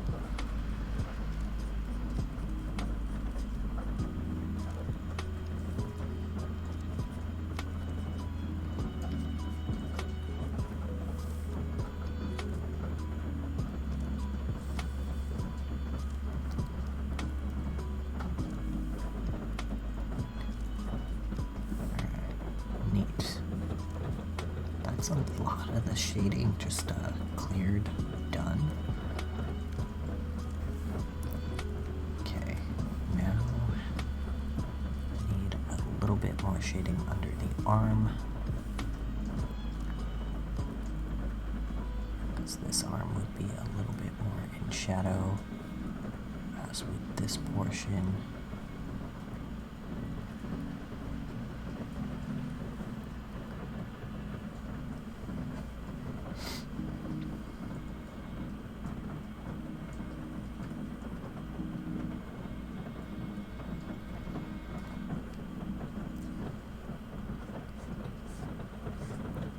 these candles would create some pretty interesting shadows, so I'm gonna add them in for now.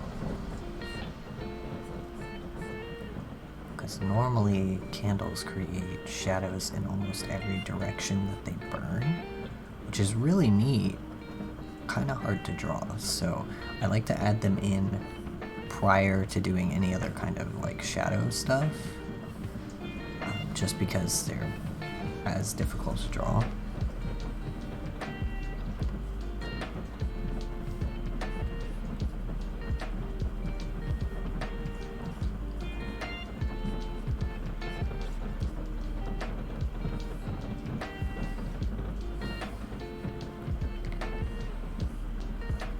Streaming is so exhausting and also very awkward. Like, I never know what to really talk about, so I just kind of end up talking about the art that I'm making and why I'm doing what I'm doing, and I don't know if that's entertaining. I don't know how to be entertaining. But I hope, like, seeing how someone does things is helpful to someone out there. Maybe that is enough, I don't know. Maybe over time I'll get better at figuring out what is fun to watch. I'll get better at learning what to say.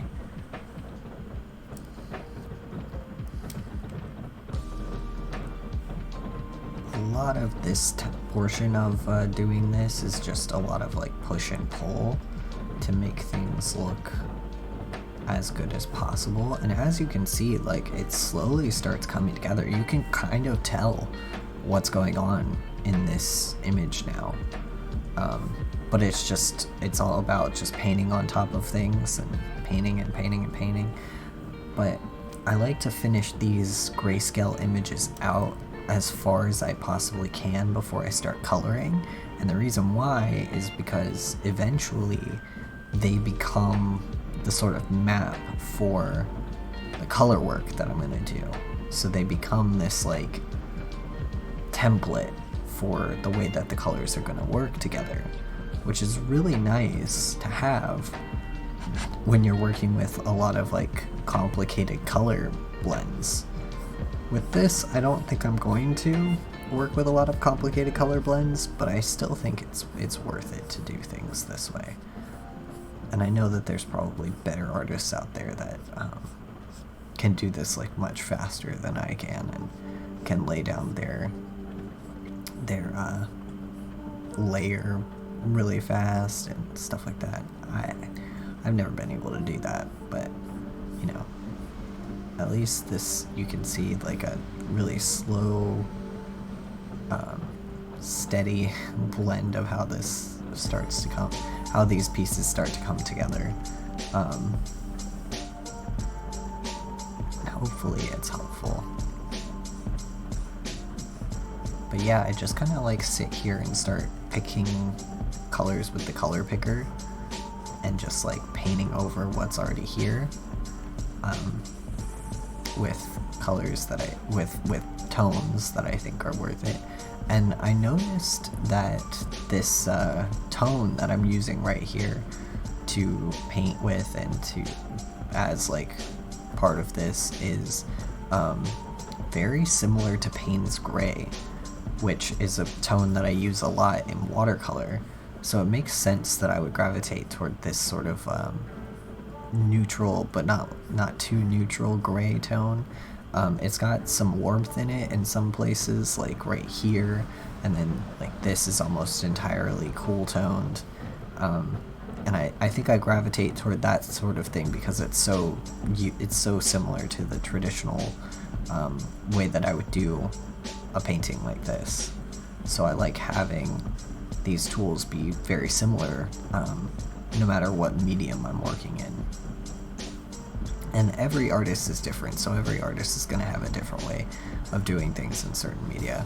I know that like some digital artists like to flat everything out and then make everything box shapes and then go from box shapes to directly to color. And I've done things like that before, and I find that when I do it that way, I tend to not enjoy the final product as much as I thought I would, just because my color tends to be off, or at least what I think is off, and it tends to bother me. So I like to just go through with the grayscale the way that I've been doing it this way. That way I can easily know like what exactly I'm doing at any given point, which is nice. But yeah, maybe about another half hour of doing this and I'll call it quits for the night. It's almost 10 p.m. where I am, and like I don't go to bed super early, but also I have some other commissions to do, so I'm gonna try to wrap this grayscale stuff up. And on Wednesday I will be doing a stream of this again, and I'll probably be doing like the finishing color work from this point on. So like I'll have, by that point I'll probably have this grayscale all ironed out, or most of it, and then I'll be doing the finishing color and how I get from there to the final piece. This piece has been a long time coming. I've had it ironed. I've had the idea of it ironed out for a while, and I just really wanted to get it done. So I'm glad that I can finally do it. I'm glad that streaming has brought me the confidence, or like the focus to do it, because that's what I think was really missing, was focus. I just couldn't focus enough to work on art for a while. But yeah, also I just really like shading the upper lip like that. I do it on myself too. When I do my makeup, I tend to like shade my upper lip. I don't know why, I just think it's cute. But yeah, I'm also gonna shade in some of the hair right now to get that all prepared. Doing this just also gives a really good inclination of where your lights and shadows are, because once you have that, I'll show you when I do the color work, but once you have an idea of where your lights and shadows are, it's really easy to pick them out and start working with some really fun color stuff. And that's what my absolute favorite thing to do, is to get all this grayscale, like kind of crazy stuff done, and then start working with the color things. So I can't wait for that. But there's still some sketchy parts that I have to fix, and some things that I have to iron out before that end. But right now, it's looking pretty good. I've got the perspective of this ironed out. Oh, I know what I can do. I can add in the chain. That's what I was gonna finish up with. Let's add that chain in, get that all squared away. I have all these textures now, because I've downloaded so many things. Alright, so I have this chain that I downloaded, and I love this thing. It's a nice, like, it's a nice, like, square rock chain, like this. And the harder you press on it, the bigger the chain end gets. So you can do some really good perspective with it, and the way that the links go together is really nice. So you end up having some really cool stuff. I think it needs to be just a hair smaller than that, at least at the start. No, that's not good.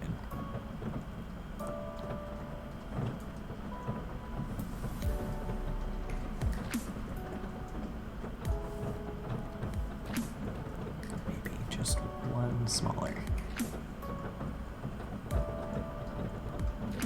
There we go. So yeah, you can get some cool chain perspective, which is epic. I'm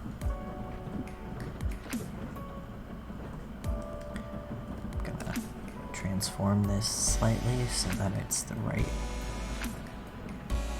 There we go. Neat, okay. And then I like to do this and run it over with whatever color I want the chain to be, because I don't like how, wait, I'll show you. There's a tone. Let's do this. See how it's lined, the chain is lined? I hate that, so I just run it over with a tone. But yeah, that's how I tend to do chains. I'll probably find a chain that doesn't have that tone eventually, but for now, that's what I want to do.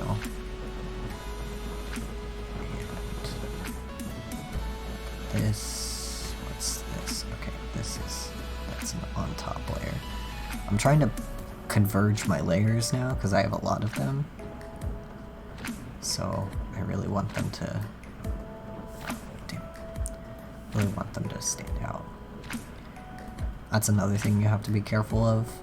If you have a layer that has an invisibility underneath it, you have to be careful to lay them like gently on top of one another, because if you don't, they will flip out and make the layer below it into whatever type of layer that was.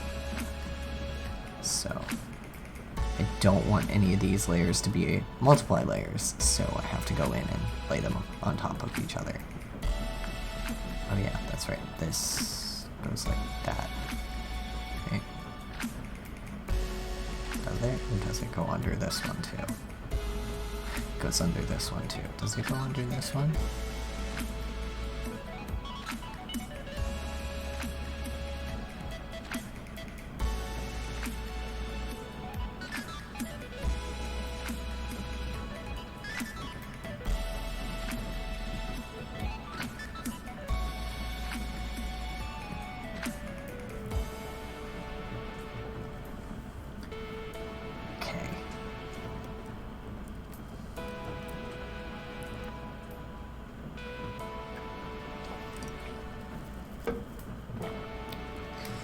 And once this is done, it's going to be really fun to look back on these steps, this portion of it, because this is always the portion where it gets like fun and blurry. It's also really fun to do. I love doing this and figuring out where, that's obviously my lightest bit, but figuring out where like my darks and lights are. Looks like it's not that bad. Like, you can clearly see the chandelier in these parts, but this just helps to map out so that this is where this becomes a turning point, which is what I wanted. I wanted these three to be a completely different tone than this, because that's the foreground, so I wanted it to have, to command that attention. So, that's good. It follows what I wanted it to do. Alright. Let's finish up on this hair, and we will finish tonight at 10, so in like 15 minutes or so. But yeah, if you came to watch, if you stayed the whole time, or if you just like dropped in occasionally, thanks for hanging out. And this will be on my Twitch channel. Feel free to follow me or come hang out for another hangout time. I stream on Sundays and Wednesdays, and I'm going to be adding Wednesdays to my stream time for the next upcoming weeks. So and it's always at the same time slot, 5 p.m. Eastern time. But yeah, I stream Sunday and Wednesday, always doing some sort of art thing, usually commissions, because that's usually what I don't have a lot of time to do in my day-to-day life, because I'm usually doing other stuff, like working on the comic and everything. But yeah, I'm usually streaming those days. Feel free to hang out. Feel free to chill. I don't know, like, tell me your favorite Dungeons and Dragons character that you've made recently. You know, just something neat that you want to tell me about them. I've been playing a lot of D&D lately, so yeah, just next time drop by, let me know what your favorite D&D character you've made is and why. been working on this for so long. But yeah, since I stream on Sundays and Wednesdays, I've been kind of squaring off my time to stream for 5 hours each time, and I think I'm gonna update that in the schedule. And I thought about streaming daily and only doing for a couple hours, but I found out that I don't get a lot of done in a couple of hours. So it's actually better for me to stream like all at once, because it's better for my brain process. It's better to think that I got a lot done for my brain, because if I feel like I didn't get a lot done, I'm less incentivized to stream again. And I think, like, I get stuck in my head and I go, oh well, I didn't get a lot done, so there's no point in streaming because I'll just not do my work. So I need to have a productive stream, and it's kind of like tricking my brain to be productive on stream by making the stream longer. But yeah, I'm gonna, I think, update to have streams on Wednesdays, because I found that streaming on only Mondays or only Sundays is not quite enough to finish a full piece, obviously. And since that's the case, I'd rather stream on days that I can actually finish the piece. So yeah, so that you can see, you know, each stage. Usually it takes me about, if I'm streaming for 5 hours, it takes me 2 to 3 streams to finish a piece. It's usually 5 to 12 hours or so to finish things. But if I finish this piece during the next stream, I'll start in on something else. But yeah, that's I think gonna be close off of what I'm gonna do today. I'm starting to feel pretty tired of working on this. I think I need to blow off some steam and draw some other stuff. Actually, I'm gonna open a new window. I'm gonna draw something. I don't know. I'm just gonna draw something random in this new window. Just because I really need to blow off some steam. Let's see. What should we make? Let's draw something that we always draw.